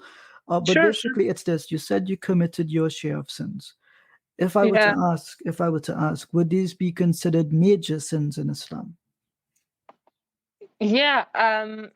You don't have to say. Do you want me to say what are those sins? Or no. But this was the answer I was looking for, actually, because I think they would be considered major sins. Right. So there's actually something I'm just going to post in the chat. I'll put the comments up. The second you said that you had your share of sins, the very next thing, if you go back and you look at the recording of this stream, you mentioned fear of Jahannam. And directly after that, in sequence, you mentioned how can Allah, punish someone eternally. So I'm not a psychologist, but I spend a lot of time reading psychology because of my own trials and tribulations. And in psychology, there is an effect that we have cognitively as humans. It's called reaction formation. I'm just going to read the definition of it. You can look it up later. I'm not saying it's the case here, but I'm saying it gives us some insight to the human psyche. It says reaction formation is the fixation in consciousness of an idea, effect, or desire that is opposite to a feared unconscious impulse. So, for example, just hypothetically, a person who's committed one major sin, then a second and a third, they begin to lose their connection with Allah because of these sins. To begin with, it erodes Iman, right? But then this has an unconscious effect, because when a person does a major sin, usually one of two things happens. Either it is you have an immense sense of guilt after the fact, and you go into an immediate state of repentance. Or if the sins are repetitive or you enjoy them a bit too much, then your heart might become hardened and you want to ignore the guilt that one should normally experience. And with the ignoring of that guilt, whether consciously or unconsciously, everything associated with that guilt becomes difficult to accept. And with guilt, typically this is associated with sin, and with sin, the punishment of the hellfire. So whether or not those points were connected in your mind, Allahu Alam, Allah knows best. But here is my sincere advice to you. You said that you feel as if you're losing your relationship with Islam. Sister, you've not lost your relationship with Islam. You've lost your relationship with yourself. I can hear in your voice that you care for your own well-being, that you care for how you live in this life and the relationships that you have. And I don't want you to continue losing yourself, because there'll come a point, sister, where either it is all the guilt, like a floodgate, breaks open. It could be from one bad encounter, it could be from one bad experience, but eventually that point comes. Or there is the second point where you come to reconcile the two ideas in your head, that maybe you did things which were wrong and you should do things differently going forward. The fact that you're here tells me that you took the second path. That, okay, these things are wrong in Islam, and maybe the life I'm living, maybe there's an alternative path I can take. So, sister, Yeah. if I may ask just generally, are you happy in your current state? No, not at all. What is Actually, your recently I've struggled with severe depression and SubhanAllah. anxiety. SubhanAllah. So that can mean that I'm really not happy in my current state. That's right. Yeah, And and it's really hard for me to admit this actually, but I know I've grown apart from God. I don't do my prayers. I hardly ever do siyam, or it's really eating me inside. Though I don't admit it to myself, and I just pretend that it doesn't bug me, but actually it really does. it does. Yeah, it Sister, really does. sister, I'm may sorry. Allah, It's just it's okay. It's okay. yeah. I'm sorry. Sister, may Allah make your affairs easy for you. Ameen. You know, there's a teaching that, you know, a sheikh I know here has said to me, right? He said that, you know, when we ask the question, do we have Iman? The answer is already there, because by asking the question, you have concern for yourself, sister. So you have this relationship with Allah. It's there. It never went away. And, you know, may Allah make your affairs easy for you. Yes, you've done wrong things in the past, but that Yeah. does not mean that your destination is Jahannam. Allah, every I hope so. surah of I the really Quran, hope so. sister, every surah of the Quran except for one, what does it tell you? That Allah is whom? He is Ar-Rahman Ar-Rahim. He commands us in the Quran, do not despair of him, right? Do not lose your relationship with him. It is there. And the fact that you can acknowledge this tells us that you have Iman. May Allah make your affairs easy for you. May He forgive you of your sins. Ameen. And I ask the audience to make dua for you, sister. But my Yeah. sincere advice is, I don't Thank you so expect... much, everyone, for your comments. I can see them. MashaAllah. It's really touching. Yeah. Thank you so much. MashaAllah. You know, sister, just one sorry, second, go on, Brother Ijaz. No, Abbas. go on, Ijaz. Sorry. Just to conclude from my perspective, sister, you clearly have concern for yourself. And I promise you, sister, I promise you, here's my promise to you. You've not lost your relationship with Allah. And just by having this conversation, you show that you have Iman. I don't expect that the next thing you do is that you're going to fast for the day of Arafah, but it's an option. It forgives 2 years of sins, inshallah. Actually, I really wanted to fast tomorrow. It's just my I take medication, so I can't fast. Sister, wallahi, I wanted to fast tomorrow as well, but I also have to take medication, and I'm unable to fast tomorrow as well. But what does the prophetic sunnah tells us? It tells us that actions are but by intention, sister. So if you have the intention to fast, may it be counted as a fast. Ameen. Allah knows your circumstances, and He does not burden you more than you can bear, and you are quite literally bearing it right now in public. So, sister, just hold the intention. Hold the intention, maybe make some dua tomorrow, maybe pray 1 or 2 salah if you can, because I know depression is a journey. It's not something that you can instantly do things with. Do whatever you can that connects you with Allah tonight, because tonight is the night of the day of Arafah, right? There's a lot of barakah and rahmah in this night. Listen to the Quran, do anything, sister, with the intention and hope that Allah forgives us, that He guides us, and that He helps us with our situation that we're in, inshallah. I mean, thank you so much. Thank you so much for this. You're welcome. Sister Zainab, just one last very quick thing is that, yeah, sure. We should never lose hope in Allah subhanahu wa ta'ala and His mercy. And you know that we've been told that if your sins stretch from the earth to the heavens, and you turn to Allah with sincerity, then Allah will forgive you. Yeah. So don't lose hope and don't lose despair. Lose despair. Yeah, sorry. Don't have despair. I beg your pardon. I misworded that. And know that Allah can forgive all sins, as long as you repent with sincerity, that you feel guilty, which you clearly do, and you make an intention, inshallah, not to return to the sin.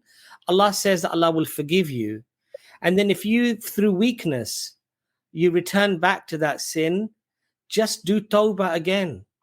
And just keep asking Allah to help you, to relieve you from whatever this issue is. And that Allah protect you from the sin. And that in the future, you just do your best. And that's all that Allah expects you to do. Yeah. Just do your best, inshallah. And just keep turning to Allah. And know that Allah is most merciful and Allah wants to forgive you. Yeah, that's what I should keep in mind, because I think doing those sins, I think I was in a state of rebellion of the gaslighting that I've had in my childhood, of the no's that I've been told in the name of religion. No, you shouldn't wear that. No, you can't do that. And I think it stems from a place of rebellion and searching for freedom from doing things that I was told before not to do in the name of Islam. So I had this resentment grow in my heart towards Islam as a whole. I think that may be the case, sister. Made me. But now you have the ability to choose a different path. And I would just, honest to God, I would just keep reminding myself that Allah is Ar-Rahman and in Him is hope. So I know with your depression, things can be difficult right now, but you have our du'as and support. We put our email address up and you could always reach out to us. And to be clear to anyone listening, we're not here to judge you. We're not here to speak down to you. We all have sins, sister, at the end of the day. But may Allah make your affairs easy for you and grant you afiyah. Ameen. Thank you so much. Thank you so much, brothers. Jazakallah khair for coming on. And again, mashallah, jazakallah khair for being so brave and coming on. Some of the comments, sister, were that maybe we should be having this conversation with you off camera. But you're brave, you're being so brave about this issue is inshallah ta'ala going to help other sisters and brothers who are also young and maybe thinking the similar things. And just one very last thing, my sister, before you go. You're not my sister, you're actually my daughter, subhanallah. You're old enough to be my daughter, which is that shaitan wants you to have despair. Okay? Yeah. And shaitan is a deceiver and a liar. And with Allah lies true hope and peace. And sister, the best freedom you will ever experience is the experience of being a good Muslimah who knows her rights under the Islam. Because alhamdulillah, Islam does not shackle the woman or the man. You will live the most respectable, the most honorable, the most peaceful, the most fulfilling life, inshallah, as a practicing Muslimah. And don't let the people ever present Islam in a way or be angry and aggressive where you turn away from Islam. learn the true Islam, inshallah ta'ala, and it's liberation for our women and for our men. It doesn't mean that we will be able to do everything that a liberal society or a materialistic society will necessarily want to indulge in. But believe you me, my sister, in England, as in America, as in Europe, and most of our countries, European countries and Western countries, the biggest killer for under 35-year-olds is suicide. Okay? So don't let people fool you into thinking that this ultra liberal, ultra sort of, do what you want, this, you only live once way of looking at things is true liberation and freedom. Because if it was, we would be amongst the happiest nations in the world, not nations that are hooked on antidepressants and people who are committing suicide at the rates that they're committing suicide. So inshallah, may Allah guide you, may Allah help you, may Allah guide me, guide Brother Ijaz, and keep us inshallah in Iman. Jazakallah khair for coming on, my sister. Assalamu alaikum, sister. Take care. Walaikum salam. MashaAllah, what a brave young woman, alhamdulillah. And Ijaz, I think that this type of conversation, though sensitive and difficult to have, and I know that, mashallah, subhanallah, it was an emotional discussion even for us to hear, because I could hear the real the anxiety, the sorrow, the pain, in the sister. And alhamdulillah, Ijaz, mashallah, I think some really lovely advice that you gave the sister as well, mashallah, may Allah help her. And all the brothers and sisters, pray for our sister, mashallah, and pray for each other as well, that when we have these doubts, we have these issues, inshallah, Allah helps us and guides us and protects us from losing our iman. It can happen to anybody. Brothers and sisters in the chat, in the backstage, if you have your cameras on and they're left on, we'll actually be able to get you on quicker. So if you'd like to come on, please just leave your cameras on until we're ready to have you on. Now, I don't know if just quickly, Uncle Abbas, as the captain of the ship, how much longer do you think we're going to remain on air with the line of guests that we have? No, we might not be able to get everybody on, Ijaz, clearly. Shall we close off the link publicly then? Yes, possible? I think so, because we've already got quite a few people waiting. So we're not going to be able to get everybody on, but we will try to get as many on as we possibly can. Sure. But we will try to finish the stream at 11 p.m., which is 45 minutes from now, which is the normal time that we normally do, 8 to... even though we did have a slightly late start because we had another stream before. We might go over by 5 minutes, but not much more than that. Okay, so we've got brother K-Tex. Just give me a thumbs up, K-Tex. K-Tex, can you just give me a thumbs up, please?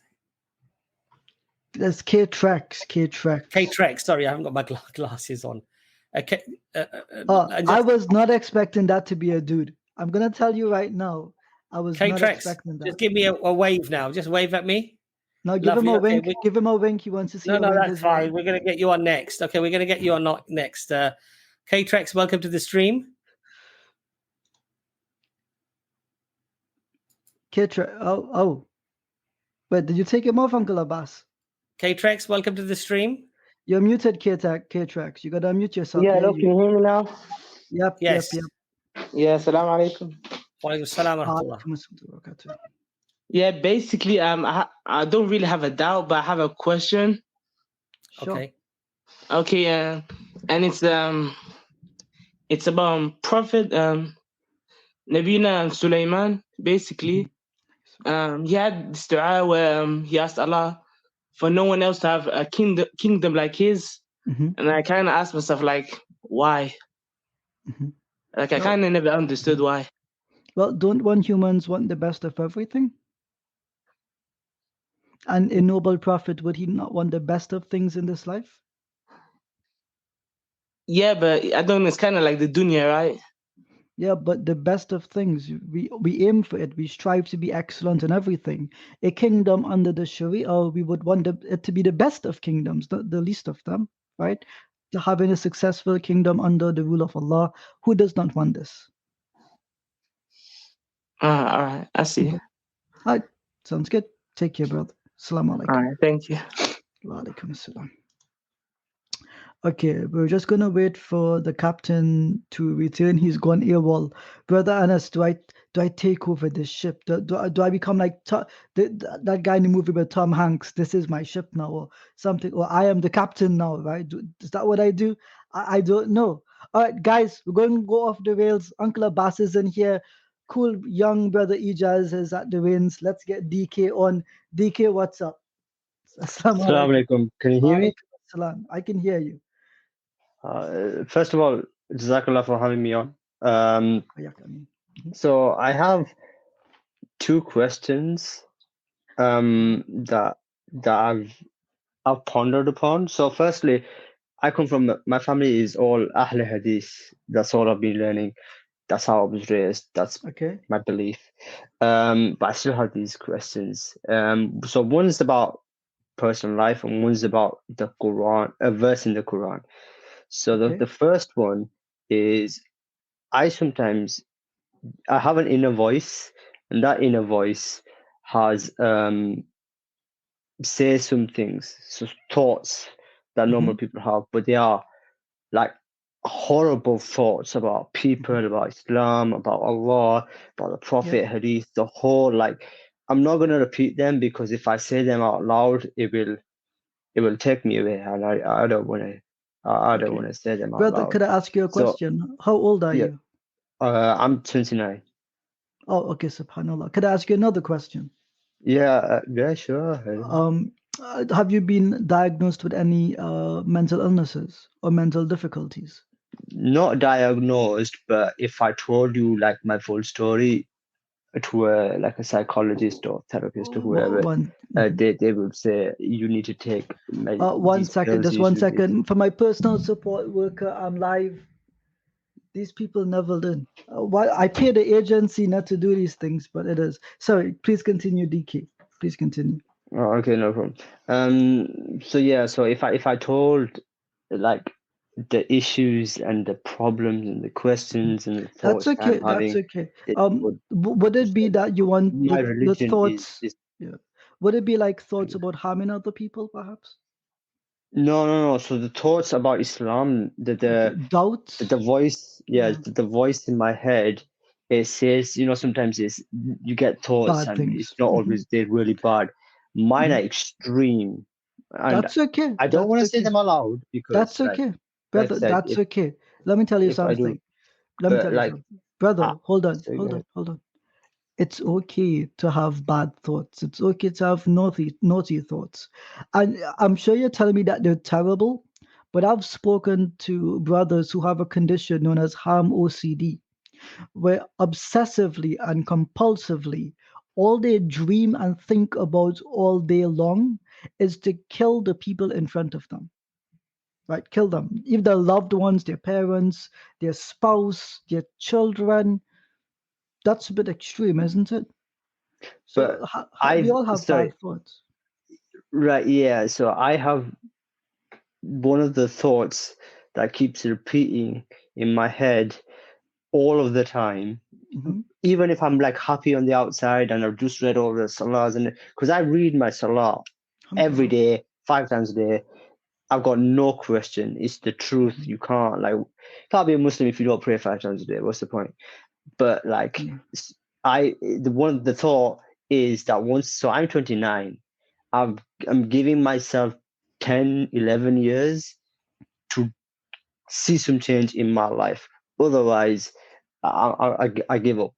That's the thought left.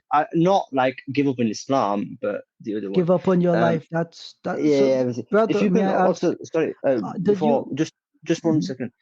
Right at the beginning, I saw that my face was showing. In post editing, can you guys hide it or something?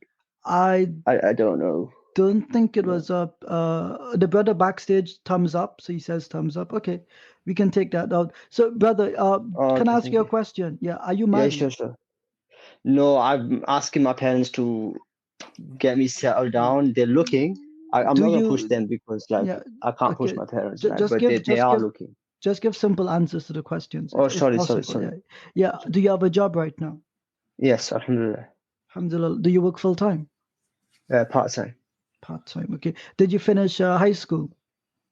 Yes, alhamdulillah. Okay, Hamza, you sound like a northerner, by the way. So I think I understand your situation. Brother, we all have, they're called intrusive thoughts, right? We all have them, and they don't affect us until we let them affect us. So for example, the people I tell you who have harm with OCD, right? They struggle every day with the guilt of the thoughts that they have.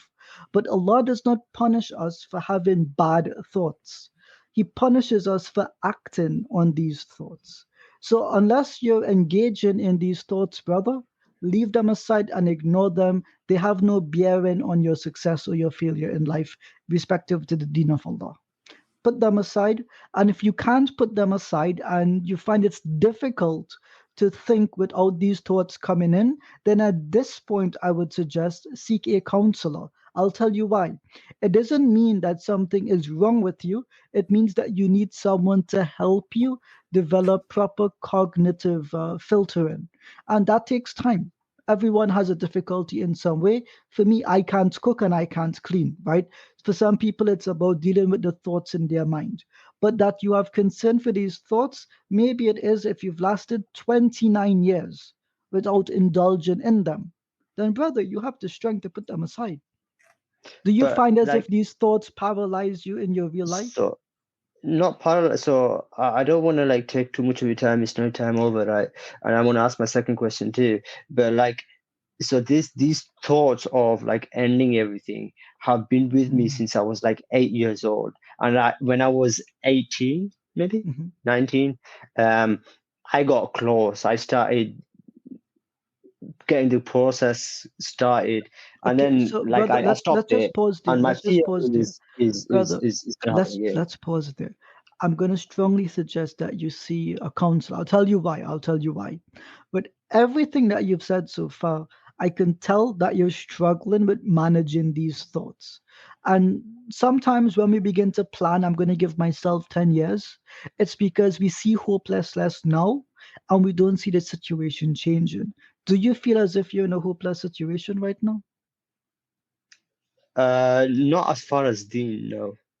But as in your real life circumstances. Yeah, like yeah. So in Because this I case, feel like I'm not moving forward whatever's in life. happening is either punishment or it's something I deserve. So this is the thing, brother. The circumstances you find yourself in, it just sounds like if you've looked up catastrophizing, I'm not sure if you're familiar with the term. Sometimes we have negative thoughts about ourselves and circumstances, and we begin to compare ourselves with others, and we feel as if we're standing still while the world is moving beyond us. We're just going to be irrelevant. We're not going to contribute to society. We're not going to enjoy life. Do you say that you enjoy life, brother? Not like the dunya life. Deen life, I know my deen 100%. I stand by it. I've got conviction. The whole thing, I believe it fully, love it, the whole thing. Love Allah, love the prophets. It's just everything else, right?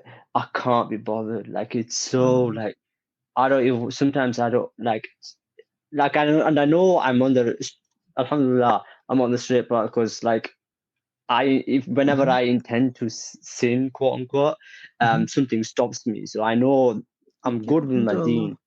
So, brother, the outdoors world is just. Do you see the word on the screen? Do you see the word on the screen? Apathy. Yeah, apathy. Yeah. So laziness. Yeah, no, it's not laziness. Let's be clear. You don't have a lazy problem. What you have is basically, brother, I'll just be straight up with you. This is not an Islamic problem. This is what you're going through. A lot of our young people of a similar age are also experiencing. They don't see a good future for themselves, and they don't see things progress. Like, we don't have full-time jobs, we don't have marriages, we don't find enjoyment in life. So what I would suggest, brother, is there must be a Muslim counselor in your area. If you cannot find one, email us. We'll put our email up on the screen and we'll try to get you connected. I'll tell you why. It's not that something is wrong with you, brother, but that state of apathy, of hopelessness that you're experiencing right now, that's difficult to get out of unless you have a long-term relationship with someone who can point out, let's call you DK. They tell you, bro, you're just, you're not in a good state of mind. Someone needs to check you and tell you that. You're not in a good state of mind and you just need someone to pull you out of it. We all need that helping hand. My advice, seek a counselor in your area, inshallah, a Muslim one. Inshallah. It's not a spiritual problem. You don't have a mental illness, but this state of apathy, it's kind of the thing right now. And with the economy, with world politics, with COVID, all of these things have had negative effects on the way that we think. And it's difficult to get ourselves out of this. But let me tell you this, brother. The fact that you came here, you spoke with us, and you're able to converse about it tells us that you're already taking steps to the solution, and we just want to nudge you in the right direction, inshallah. Okay. I'm going to have Brother Abbas continue if that's possible. Yeah, I need brother, to take a step, if that's okay. Forgive Brother me. D, go on. Sorry, you were saying something. Sorry, I just wanted to say, first of all, Jazakallah, Brother Ijaz, for the answers. It wasn't that I was trying to confuse, like I said, I'm convinced that the deen is the truth. I know my religion. I don't know everything, but I know my religion is got nothing to do with it. But my concern is that if I do what I think I'm gonna do, I'm gonna end up in hell because it's not an applicable thing that you can do. And so I can't end it all because I'll be in hell. But I don't want to be in hell. I want to end it all, but I can't end it all because I'll be in hell. And then it goes rotating. So the brothers is there. I understand. Sorry, go ahead. Brother DK, look, listen, the thing is this, okay? Sometimes people have these thoughts. Sometimes people have these thoughts for a long time, like you've had them. You just need professional help, inshallah. It doesn't mean you're crazy. It doesn't mean you're mad. It doesn't mean you have mental issue. It just doesn't mean any of that. It could just be somebody who manages to discuss things with you in a way where they help you to structure things in a way that actually brings you out of that type of thinking. That's all. So please email us, and inshallah ta'ala, please, we will try to help you to connect with somebody. You're up north, is that right? Yeah, I'm in Bradford. I've had a look online. Okay. So inshallah ta'ala, we can help you with that as well. So definitely email us, inshallah, and definitely just remind us of this conversation, and inshallah we'll pick it up further. I just want to ask you something very quickly, brother D. Yeah? I've got a verse that I wanted to ask a question about as well, but I'll let you answer. Inshallah ta'ala, you can. I'll give you the opportunity. Let me ask you a question though. So if you were married and you got a really good job and you had a lovely house, mashallah, beautiful children, lovely car, everybody was really happy with you and mashallah, they looked up to you, do you think these feelings would go away then? Not all of them, because then I'll start to feel like I'm living to please people, but I shouldn't live to please I'm just say that you're not living to please people, but everything is perfect in your life. Would these feelings go away? Yes. Okay. So let me ask you a question. Let's say that you've got all of those things now, right? And I say to you that I want to take away your eyesight so you can keep all of those things that you have that you feel are perfect in your life. Would you be prepared to do that, brother? No, because then that'll just be a hurdle and a detriment, and then I'll come back to what I'm feeling now. So the value of your eyesight is more than everything that you could ever achieve that would make you happy. Is that correct? And Allah has already given you those for free. Yeah, that is true. I don't want to answer it just in case I say something wrong. No. What I'm trying to say to you, brother, is that, and I'm not a psychologist, and I can't help you with these things, and there's no quick fix, and I'm not trying to sort of say, oh, this is the magic formula. All I'm saying to you is, at least in the next few days before, mashallah, we hook you up with somebody, or you find somebody to, inshallah, a counselor, somebody you can speak to. there's a beautiful saying of the Prophet sallallahu alaihi wasallam to the believer that look at the people below you who have less than you. So if we keep looking at those less than us, the people who don't have eyes, people who don't have legs, the people who don't have a part-time job, they don't have a family, they don't have a roof over their head, what that does often is it makes us feel incredibly lucky and privileged for the things that we have. And it starts to make us feel a lot better about ourselves and about our situation. Now, I'm not saying, now, Brother D, please be very I'm not saying that your issues are because you're ungrateful. I'm not saying that at all. Because it could be that, mashallah, you're a very grateful young man and that you are very conscious of these things. But just for the next few days, if it helps you, inshallah, just think like that. But definitely contact us, and inshallah ta'ala, we will try to get you some professional help. During people's lives, sometimes we need that help. We need that advice. It's nothing to feel ashamed about. And we should reach out and we should get that help when we need it. Mental illness is something that happens, and it's not something that's taboo. It's not something that people need to feel embarrassed about. It can happen to anybody and everybody, and it often affects everybody in some way at some part of their life. So please do reach out. And sorry, what's your question? The next question that you want to ask, or the ayah in the Quran that you wanted to? Yeah. Also, thanks to the brother who said he's going to censor my face, because I think it showed right at the beginning. So, Jazakallah to that brother over there. So it's just about Surah Tawbah, verse 29. And it says, fight those. And I only ask this because a lot of my friends are like atheists. They don't believe in religion and church, but they're good friends. We went to school, uni together.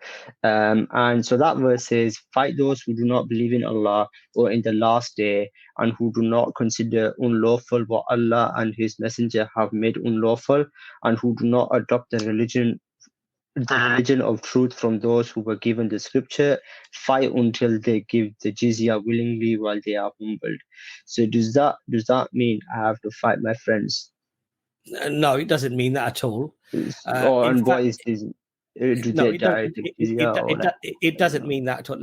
For purposes of clarification, what the ulama have said, and in fact, what in particular I would say, refer to a video that Brother Muhammad Hijab made about opinions of certain scholars that he's studied under and certain scholarly interpretations that he's read. I thought it was a very good explanation on his channel, on Muhammad Hijab's channel.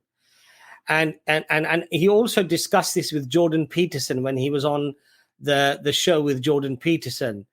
And he said, quite frankly, that within Islam, you have the capacity to do what is called expansive war, okay? And you have the capacity to form treaties and peace treaties as well. But what you're not permitted to do, for example, is you're not permitted to break your treaties once you've established those treaties. So, for example, if with your neighbors you have a treaty of peace, that you will not attack us and we will not attack you, then you have to abide by that treaty as long as they abide by that treaty. So there are lots of caveats here that we need to be aware of. Islam is not something that says you just keep fighting and you just keep fighting everybody regardless of your treaties, regardless of your promises or your pledges. That is not the meaning there that the scholars generally agree upon. And we can have cordial relationships with non-Muslims. Of course, that we would not partake in actions that were un-Islamic. So if your friends are drinking, then you shouldn't be there drinking with them, or you should not be on the same table where alcohol is served. So there are certain caveats that we can't partake in. We cannot partake in haram actions, for example. But it doesn't mean to say, for example, supposing your neighbor is a Jew and your neighbor is a Christian, they have rights over you, even though you're a Muslim and they're non-Muslims. You can't inconvenience them. You can't be disrespectful to them. You can't take from their property. You have to be a good neighbor, right? And these are neighborly rights that neighbors have, right? So it doesn't say if they're Christian or they're Jew, then you fight them or if they're non-Muslim, that you must fight them. So we have to understand these verses in the context that they were revealed and the purposes they were revealed. And we have to look at these things in those contexts and in that light. One of the dangers of reading a verse without understanding the context, understanding the explanation by the Prophet sallallahu alaihi wasallam, the explanation of the Sahaba, the companions, the explanation of the scholars, the ijma and the consensus of the scholars, without understanding all of that, we should not just try to interpret the verses and try to understand what those things might mean. But we should definitely not be fighting everybody that we encounter. This is not Islam. Okay. Yeah, it was just those two things. But for now, anyway, I can come back on a different stream, a different day. So yeah, thank you I'll definitely email you, like through my email, inshallah. Probably after Isha now. And thanks again to Brother Ijaz and yourself, and also to another brother that said he's going to censor my face because I don't really want my face on there. And be strong, my brother, inshallah. You're a very strong young man. You sound like a strong young man, inshallah. Just hang in there, inshallah. Everything, inshallah, will be okay. But let's get you some help as well, inshallah, in the meantime. Inshallah. Jazakallah, brother. Barakallah fi. Assalamu alaikum wa rahmatullah. Wa alaikum assalam. Okay, alhamdulillah. So, Brother Adam, we're going to get you on next. Can you just give me a little thumbs up? Lovely. Are you over 18, brother? Are you over 18? Brother, we can't get you on if you're under 18. So please excuse me, but I'm not going to be able to get you on the stream. You can maybe leave a question or have email us. But Jazakallah khair for being honest. But it is important for legal reasons. We're not allowed to really speak with minors. So I hope you understand that. Jazakallah khair for coming on anyway. Abdul Rahman, are you over 18, brother? You're not over 18 either. Brother Abdul Rahman, we're not going to be able to get you on either. I think Brother Waqar looks like he's over 18, he looks just over 18, so we're probably going to get Brother Waqar on next. It's good that they don't lie though. It's like I got mad respect that they're not like, I'm 18. When did you turn 18? Today? Like no one says that, alhamdulillah. But they're honest, alhamdulillah. May Allah bless them for their honesty. Yeah, but I feel like they didn't grow up at the time when McLovin was a thing, right? You mightn't get. Do you get a reference, Brother Uncle Abbas? McLovin. See what I mean, guys? He's not cool. I'm the cool one. Alhamdulillah. Brother Ijaz, did you hear the last question that the brother asked before he left? Nah, I was in pain, so I left. Okay, no problem. So he was just asking about the verse about fight the disbelievers until they give their jizya, etc. Yeah. Does that mean I should be fighting my friends who are non-Muslims? No. According to our fiqh, the only one that can permit the Muslim people to fight is the Amir of the Muslims, the leader of the Muslims, typically the Khalifa himself, right? We don't live in such an age and time. And there is another ayah in the Quran that says that Muslims must abide by the treaties that they make. So a Muslim who lives in a land, wherever this land is, if you have citizenship there, you have legal status, you abide by the law in the land that you are in. You should not. That's against Islamic principles to break the law in that land. And so you taking up yourself to fight like you're a one-man army, that doesn't exist in this deen. I'm sorry, that's not the way it works. And anyone who thinks that, unfortunately, has not studied the fiqh how do I say this? The fiqh of basically living in a land. You've not focused on that. So I would say go to the scholars and ask, and they would advise you in the same way, inshallah. Yeah, no, exactly. And one of the beautiful things about mashallah Islam is that even in times of war, you're not permitted to be treacherous. Exactly. So you can't say, even now, just think about this, my brothers and sisters. You're in war with somebody, but you can't say to them, okay, we'll do a treaty with you. We won't attack you. We're going to head back tomorrow morning. Have a lovely life. Bye-bye. And then at nighttime, you secretly go from behind and you attack them. You can't do that Islamically. No. because Islam does not allow treachery. The deception of war, i.e., the Prophet would march from the south when he intended to go to the east or the west. This is allowed in Islam. This is the art of war. This is the art of, concealing your tactics. This is permissible in Islam. But what you can't do in Islam is that you cannot break your treaties and be treacherous. Indeed. And look at that. 14 centuries ago, subhanallah, when the world was lawless, when people lied and they deceived one another, they broke their treaties, they broke their promises, they broke their vows. But Islam said, even in times of war, you're not permitted to go down that route of treachery. Subhanallah, look how perfect Islam is in terms of perfecting comprehensive and honest, with dignity. We don't have to, lose our dignity when we disagree with people. And even if we have to fight, Allah even commands us in the Quran, even if you should hate a people, do not be unjust towards them. Subhanallah. Think about that. Meanwhile, you got people saying that they've got God inside them and they love us and God loves us apparently and God is love, and they'll still stab you and bomb you. So, I don't know how that works. Just a quick thing. Just to be clear, we have to be careful as well as an organization and as Muslims who operate in the public sphere. We have a right and responsibility to not endanger or put our organization at risk, because speaking to minors, we don't know what their circumstances are, things regarding their safety, their personal circumstances, their own mental health, if they'll be bullied, because sometimes some people in the chat are really negative. So we do this out of protection. So this is part of Islam. And just to address McLovin, it's this, Brother Abbas, it's a very well-known ID, fake ID from a very popular movie. Okay. Now, now you get it. So, okay. Now, people use the same ID for to get into things. Okay, right. Okay, so it just shows my age. So I think, Brother Waqar, it's safe to say that you're over 18, maybe just very slightly. Are you calling him old? It's like, bro, like I just said slightly over 18. He doesn't look slightly Waqar, over 18 to me. Welcome to the stream, Brother Waqar. Assalamu alaikum. Wa alaikum assalam wa rahmatullah. Brother, how close to 18 are you? Me, I'm 43. I see what I told you. I was right, Oh, but subhanallah, if I look young, then alhamdulillah, But no, Uncle Abbas just needs to get his eyes checked. Okay, Brother Waqar, the outfit you have on, I thought you got the ihram on. Maybe you're at Hajj. Subhanallah. Inshallah, pray for me, brothers. That's my next dream, inshallah.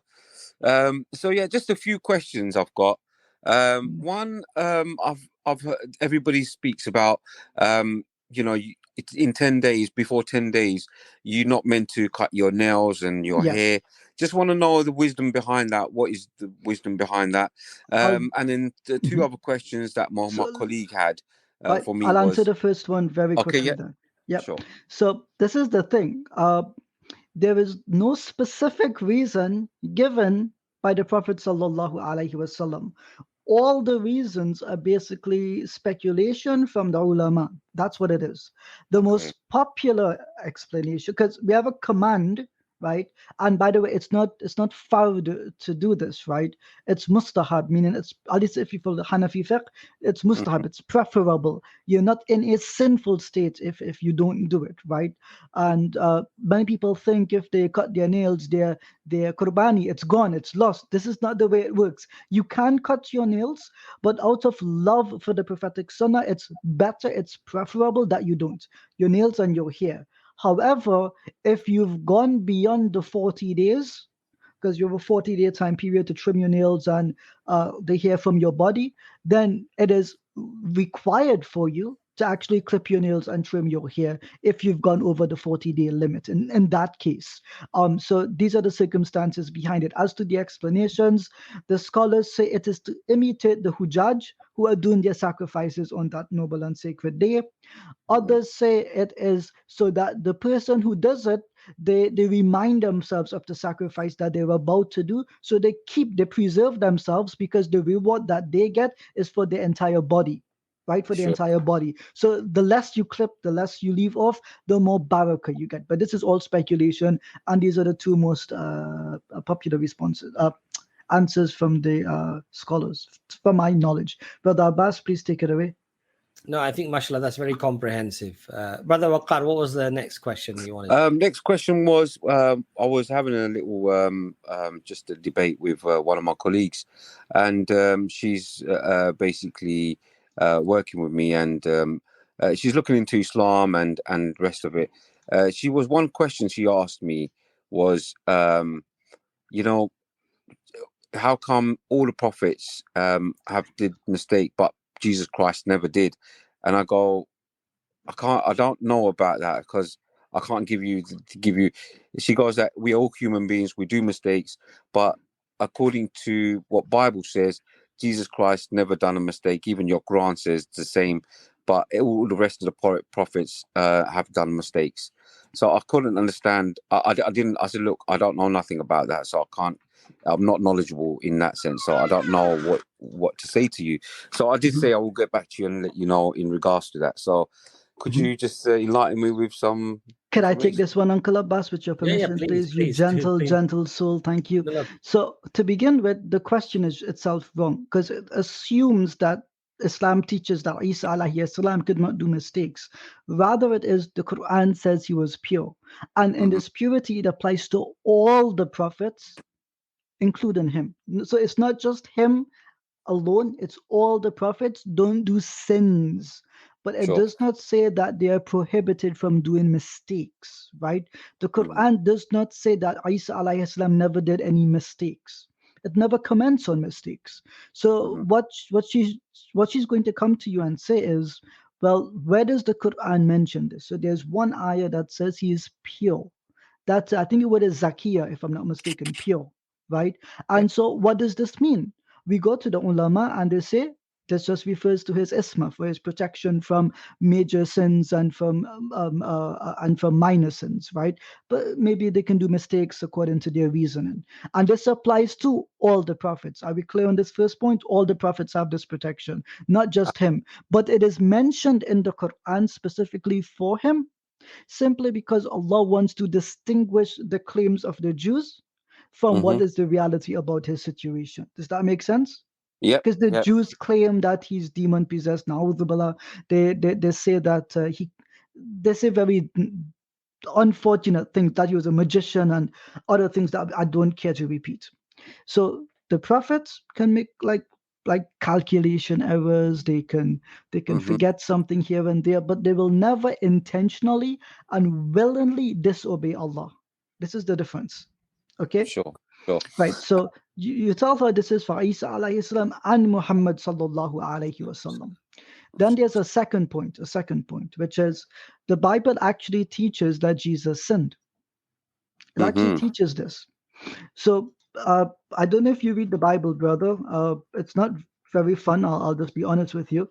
But I'm just gonna put up. I basically teach this to my students in my classes, and they'll love it because they've never seen it before. Okay, let me see if I can share my screen here. Inshallah, where's my screen? I know Uncle Abbas wants, I can see the look on his face. He knows the second I put up my screen, it's going to be 10 hours again. I promise you, Uncle Abbas, just give me half an hour, 45 minutes, we'll be done, inshallah. I don't have a problem. You go on as long as you want, Ijaz. It's not a problem with me, inshallah. Okay, so this is Matthew chapter 3. Sorry, I used the short form. It might confuse some of you guys, so I'm just going to make it in the long form here. Matthew chapter 3. So Jesus, who is meant to be God, according to the Christian belief, is coming to John the Baptist. Now, the name John the Baptist is a hint. The guy baptizes people. Am I correct so far? He dunks them in water. Am I correct? Yep. Right. So now, what is the baptism that he's doing? Let's read it together. Right? I don't know if you can see that text on the screen. I don't know if let me go back and see. Yeah, that's possible to see. So John says of his own baptism in verse 11, chapter 3, verse 11, I, John the Baptist, baptize you with the water for repentance. Is that clear? Yep. Right. So a person who is sinful, they have to repent. Is that reasonable? Yep, that's reasonable. Yeah. Right. So now he's here, John the Baptist. We believe in him as a prophet in Islam. Yahya al-Islam, alayhi salam. He's baptizing people. Come, you're a sinner. Come, repent. And we baptize you. And in this line of people, guess who turns up? Who do you think turns up in this line of sinners? Jesus. Holy Spirit. Jesus. Oh, Jesus. Yeah. Jesus walks up to him and needs to be baptized. Oh my God. Oh it's yeah. like, what? Right? So then what happens here, right? Let's read this quickly. Then Jesus came from Galilee to the Jordan, and this ain't a short distance. You had to be dedicated to make this journey. You're going into the middle of technically the desert to find a line of people so one guy can baptize you. So this takes some serious, it's not like I'm just going to pop out to the shop to 15 minutes and come back. It's a dedicated trip, right? Then Jesus came from Galilee to the Jordan to John in order to what? What does the text say? In order to what? Baptized by him. What is the baptism that John is doing? The baptism for what? It's for repentance. Repentance, yes. Repentance. So Jesus is coming in the line. So the verse continues. But John tried to prevent him, saying, I, John, need to be baptized by you, and you come to me? Oh my God. What does Jesus answer?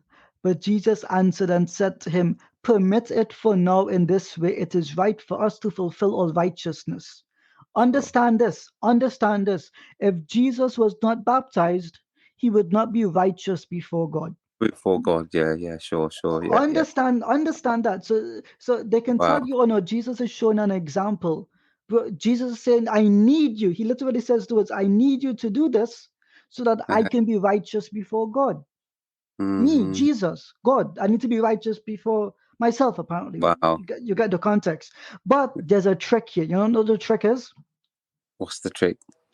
You see how it says, let me see, how it says, permit it for now? Yep. Permit it for now, yeah. What if I told you it actually doesn't say that? It's just there. I mean. So I'm going to take you, have you ever heard of the Lord's Prayer?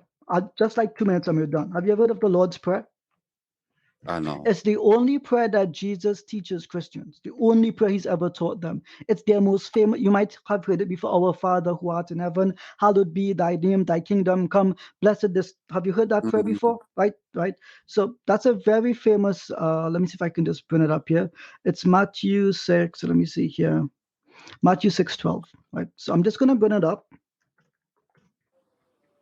Okay, can you see it on the screen in front of you? Matthew 6:12, the prayer that Jesus teaches them. Oh yeah. Right. So in this prayer, it says, and forgive us our debts, as we have also forgiven our debtors, right? So this, you see this word forgive. Now, what is the connection, right? What if I tell you that the word that Jesus says to John the Baptist is not permitted to be now, but rather the word for forgive me? Would that blow your mind? Okay,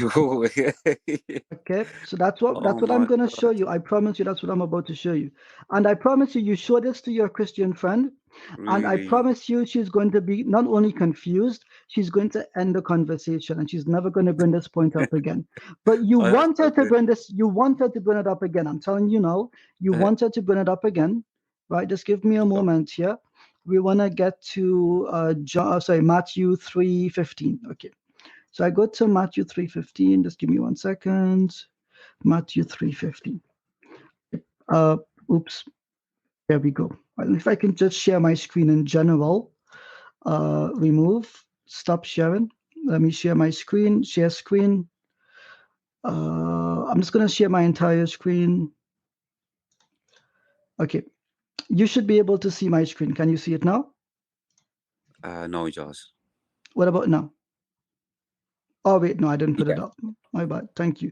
Oh, Inception. Right, can you see my screen? Yeah. Okay. What is this second word here? The second word here. Forgive. Okay. And forgive us the debts. You see that on the screen, right? Am I correct? Yes. And I'm reading from Matthew chapter 6, verse 12. Am I correct? Yes, Does it say that? Okay. So let's go to Matthew 3:15. This is the same verse from before. Answering, however, Jesus said unto him, what word does he say here? Permit. What's the word above it? A-P-H-E-S, am I correct? Yes, right? That's Aphes. Aphes. Okay. Aphes. What number is it? 863, am I correct? Yes, you are. Let's go back to the Lord's Prayer. And forgive us our debts. What is the word used? Aphes, yeah. What's the number? 863. The exact same, right? Wow. Oh my God. So now the question becomes, Jesus comes to the guy who's baptizing for the forgiveness of sins, for repentance, and says to him, forgive me. And then says, I need you to do this so that I can become righteous again. Now, I don't know about you, but that awfully sounds like someone was sinful. Right? So what you can do is you can go back on this section of the stream, watch those references, watch the website I went to. You can find this on any interlinear. It's completely free of charge. We will be charging you an invoice for this. That's fine. Not a problem. Not a problem. That's fine.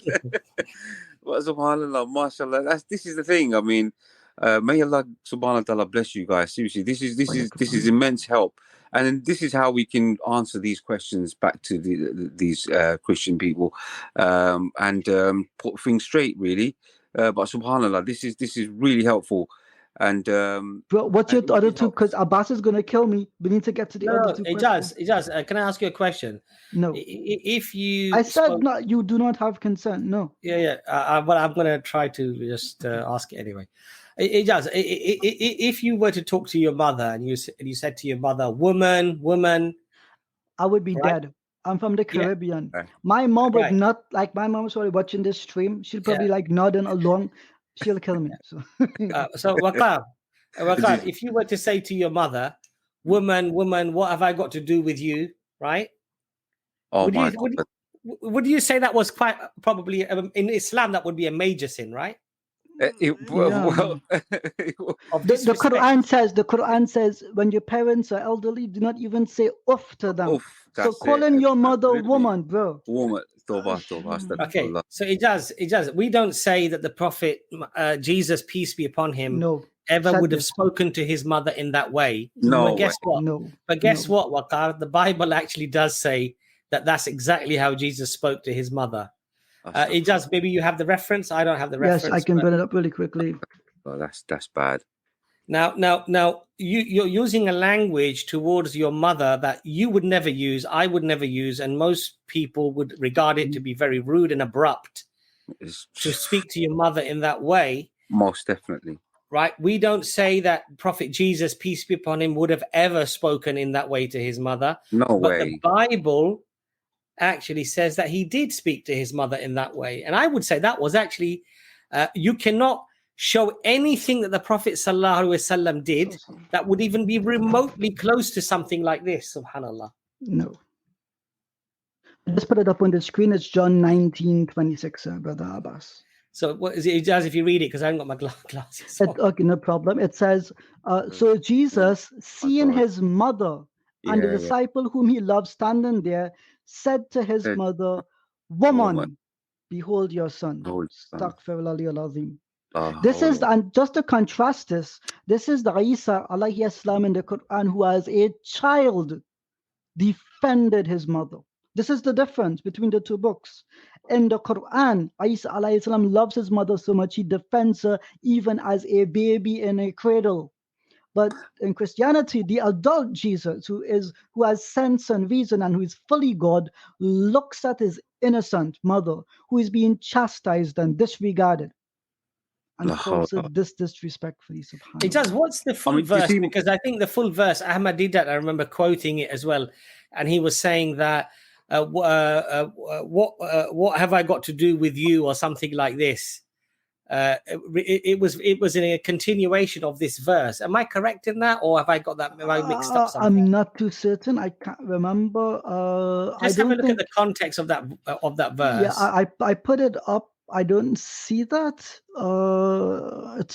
It's possible there's an alternative point where he says the same thing. I don't see that here, but I can look it up, inshallah. And then the other one would be that Waqar, would you ever call a people dogs? No, astaghfirullah. Yeah. Never. Would you? And we don't say that Jesus, peace be upon him, ever spoke to people like that. But when is it the woman from the Pharisees who comes to be cured? No, it's a woman from the Gentile, from a different tribe. Yeah, the Gentile woman, I think. No, there's another Gentile woman, because she had an illness of bleeding that wouldn't stop, and then she comes to Jesus, peace be upon him, alayhi salam, and she asks to be cured, and he basically refuses because he says that the Canaanite woman. Yes, Canaanite woman. That's right. And what's the exact term? Because I don't want to misquote Canaanite, the Bible. Canaanite. No, he calls her a dog. So he does call her a dog. Funny enough, Brother Abbas, some of the Christian responses I've seen to this is he actually meant puppy dog, which I don't know about you. That doesn't make it worse. You're still a dog, and I could be wrong. Yeah. I'm gonna put it up on the screen, inshallah. Just going to the chapter here, but I have a question to ask you guys. Right, in English language, when you call a woman a dog, isn't that a very vulgar term which we're not allowed to say? Of course, 100%. And that is the case that we're seeing. Here it is, Matthew chapter 15, verses 21 to 28. Let's see where he says. Here we go. Oh, hold on. Why am I seeing that in the background? Here it is, verse 26. And he answered and said, "It's not right to take the children's bread and throw it to the dogs." Oh.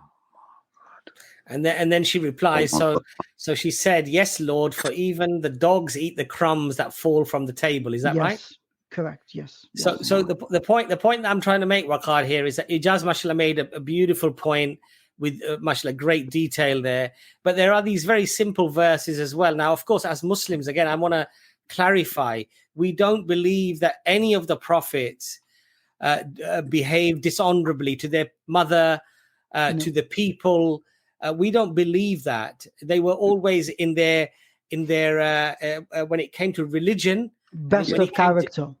Alhamdulillah, we believe that they were guided by Allah subhanahu wa ta'ala. But when Christians, you see, say these things to us, what they unfortunately do is they don't really know much about the Bible themselves, and they don't know much about their religion. They've just heard what it is. They've heard something that, oh, Jesus was sinless, Jesus never sinned, but everybody else has made a mistake, therefore Jesus is greater. Okay. Oh, so they just believe it, they just accept it. But they're not critical thinkers. They don't go away and study things. Yeah. So anyway, I have a question. Sorry, just a question, right? In the New Testament Gospels, you have 4 of them. But in those 4 Gospels, does Jesus claim to be sinless? The answer is no. Does any one of the disciples call him sinless? The answer is also no. So within the 4 Gospels, the accounting of his life, it is not stated within his own time that they considered him to be sinless. But in Islam, in our Quran, this is where you find that. So ask her, where did Jesus make that claim? Or where did the disciples make that claim for Jesus in the Gospels? 100%. They have to go outside of it to find it. So I've put some references in the chat for what Brother Abbas has said. I've put the links, inshallah, and I hope that Allah makes it easy for you. Maybe we can put those links on the. Let me see if I can just copy them and put them in the chat. Please, that will be extremely helpful. Seriously. So I've tried to. Let's see if they work. I've put them in the comments as well. So any of your brothers and sisters can go back to the comments, and you should be able to get those references. Maybe we can try to put them at the bottom of the video. If Anis can copy them, maybe put them in the bottom of the video. But Waqar, I hope that was helpful for you, brother. Yeah, Jazakumullah khair. It was extremely helpful. But just by reading a few verses from Bible, my blood started boiling, and I just couldn't believe it. How can they say stuff like this about our prophet Jesus, Isa alayhi salam, and the rest of the prophets? Subhanallah, it's just disgusting. I mean, may Allah give him hidayah. Oh, brother, trust me. Oh, brother, trust me. This is the tip of it. There are things that they've mentioned in the Hebrew Bible, and they've mentioned in the New Testament, that wallahi, if we were to read it out, we would be shy. We would be embarrassed to read because the vulgarity, the accusations, and the language is such. It is literally, astaghfirullah, it's pornographic, subhanallah, in nature. There's no doubt about that. And so this is just the tip of the iceberg, subhanallah. But Jazakallah khair, Waqar, for coming on. Inshallah, I hope that was helpful, brother. Jazakallah. Thank you so much. Thank you. Jazakallah. Anytime, brother. So Ijaz, I'm going to just quickly put this comment up because he's been making comments, God's servant, and he's basically trying to defend, obviously, that comment that we've read out from the Bible. Well, I don't consider that a defense as more a length of him just agreeing with it, right? Like, let's be honest here. Brother Abbas, could I ask you a question? If a woman comes to you that you don't know, she's of a different race, she's African, and she says, Brother Abbas, help me, I am sick. Do you say to her, it's not fit of me to cast pearls to dogs? Do you say that to that innocent woman who is sick, or do you help her as a Muslim? Of course, you help us. And this is imagine God had to be convinced to help someone in need. Like Jesus, who they believe is God, had to be reasoned with. Cast me that pearl. Don't even dogs deserve to get the crumbs? Subhanallah. God has to be convinced to be compassionate. He who is Ar-Rahman Ar-Rahim. La hawla wa la quwwata illa billahi al-azim. Alhamdulillah for the guidance of Islam. Alhamdulillah. And if you want to come on to our Sunday stream, what was his name again? God's servant. If you want to come onto our Sunday stream, you're more than welcome. He has once or twice, I think. He has, I think. Okay, that's right. Yeah, we'll be more than welcome. We will more than sort of welcome you on the stream, and we'll have a nice discussion. So I think, look at this disgusting comment from a Christian. He isn't white, he's Middle Eastern, and him calling her a dog, that's just saying the truth. This is the religion of love, by the way, guys, the religion of love. There you go. So we're not paying Christians to come and say these things in the comments. They're saying it themselves. Subhanallah. Astaghfirullah. I think that's just somebody being silly. So no, I think it's. I've actually seen Christians speak like this about these passages. But really? Brother Abbas, let's wrap up today's stream, inshallah, if possible. Inshallah. No, alhamdulillah, jazakallah khair. Alhamdulillah, I thought today's stream, not because we took part in the stream, but rather the guests, mashallah, were really high caliber, mashallah, as always. But today I felt that one or two, especially our sister that called from Morocco. May Allah make things easy for her. And, may it be a lesson for all of us that, our sins can be so burdensome that they can be the cause of our destruction. Mm-hmm. And so, we know that the heart only finds peace in the remembrance of Allah subhanahu wa ta'ala. And otherwise, the sins will only give us more anxiety, more problems, more depression, because that's the nature of the sins. It is like a cancer that will eat us up, and it will spoil our entire psyche of who we are. And so, inshallah ta'ala, may Allah protect us from all sins, and in particular those sins that take us away from Allah subhanahu wa ta'ala, the remembrance of Allah subhanahu wa ta'ala. So do pray for our lovely sister that, mashallah, she was brave enough to come here and be so open with us and so honest with us, mashallah. And let that be a lesson for all those people, inshallah, who perhaps are going through something similar, which is don't lose hope in Allah subhanahu wa ta'ala. Allah is, his khazana, his treasures are unlimited, are boundless. And so for us to turn to Allah repeatedly and ask for Allah's forgiveness, Allah is there. Allah is there to forgive us, inshallah. Inshallah. Inshallah ta'ala. Brother Ijaz, any last words before we go? Yes. Today is the night of the day of Arafah. So in Islam, the night precedes the day. So if it's Maghrib time in your country, that means it's the night of Arafah. This is one of the most sacred days in Islam. It is recommended to fast on this day. Even if you've not fasted the day previous to it, according to some fiqh rulings, because today is a Friday, day of Jummah, then you are allowed to fast singularly on this day.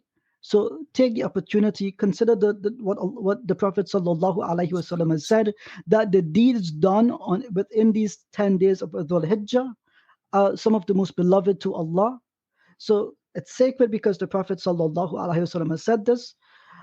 It's sacred because it's the night of Jumu'ah and it's the day of Arafah. So you get triple the blessings basically for dhikr, for your du'as. And if they're in some narrations, I'm not certain to the strength of them, but it is recommended, I've seen scholars narrate them, that fasting on the day of Arafah can wipe out 2 years of misdeeds. Alhamdulillah. So for all my brothers and sisters, do not lose this opportunity. I would also add, Brother Muki took it from me, may Allah reward him, he gets to share in the barakah, that if there is any one person that you make dua for, that Allah forgive their sins and grant them Jannatul Firdaus, that it is my brother, forget our, he's mine, totally mine, that my Gugabi, my Gugabite, I call him Gugabis, my name for him, my Dennis, make dua for him, that Allah forgive his sins and that Allah, accepts the sadaqah jariyah that we are doing on his behalf, and that we never forget what this brother has done. He was an integral part of EFDawah, and he's left a permanent hole in all of our hearts. I would just make one more request before we go, and that is, tonight is a night that if you could give your sadaqah, do it. If you can pay your zakah, do it. Tonight is that night. So may Allah make your affairs easy for you, Ameen. May He forgive us of our sins, Ameen. May He grant us afiyah, Ameen. And may He keep us on the path of Islam, Ameen. Ameen. Ameen. Jazakallah khair. Brothers and sisters, Jazakallah khair for joining us. MashaAllah, beautiful advice from Brother Ijaz. Inshallah, maximize your benefit by giving as much as you can give. Do as much as you can, inshallah. When you raise your hands up, do dua for Brother Ijaz as well, that Allah bless him with afiyah, with ease, and take away all his difficulties with his health and what have you. Also, that Allah gives shifa to our Dr. Imran, who wasn't feeling very well. Ameen. And all of our brothers and sisters who are suffering, who are ill, who are in turmoil, are in need. We had a brother who came on today, Brother DK. May Allah fix, inshallah ta'ala, all his issues and problems as well, and make him healthy and strong again, inshallah, as well. And remember us all in your du'as, please. I'll let you come in, Ijaz. Remember us all in your du'as, our families in your du'a, in your supplications to Allah. It's a beautiful opportunity. Please, brothers, don't lose, sisters, don't lose this opportunity. Maximize your dhikr, your remembrance of Allah. Turn to Allah, and inshallah, Allah is there, always there. As soon as we ask, Allah is ready to forgive. Allah is ready to give. So don't lose that opportunity, inshallah ta'ala. Jazakallah khair for joining us. Ijaz, please. What do you need to say? There were just 3 brothers and their deceased relatives I ask you to make dua for. Our Dennis Gugabi, and I have a beloved brother called Anis, to make dua for his deceased father, and a brother Anwar that you also know, I'm not going to call his first name, make dua for his father who has recently passed, and may Allah grant a fear to all their families. I mean, I make these duas every day for these brothers. Ameen. And I wish that everyone else can do the same, inshallah. Brothers, Jazakallah khair for joining us again. Assalamu alaikum wa rahmatullahi wa barakatuh. Assalamu alaikum.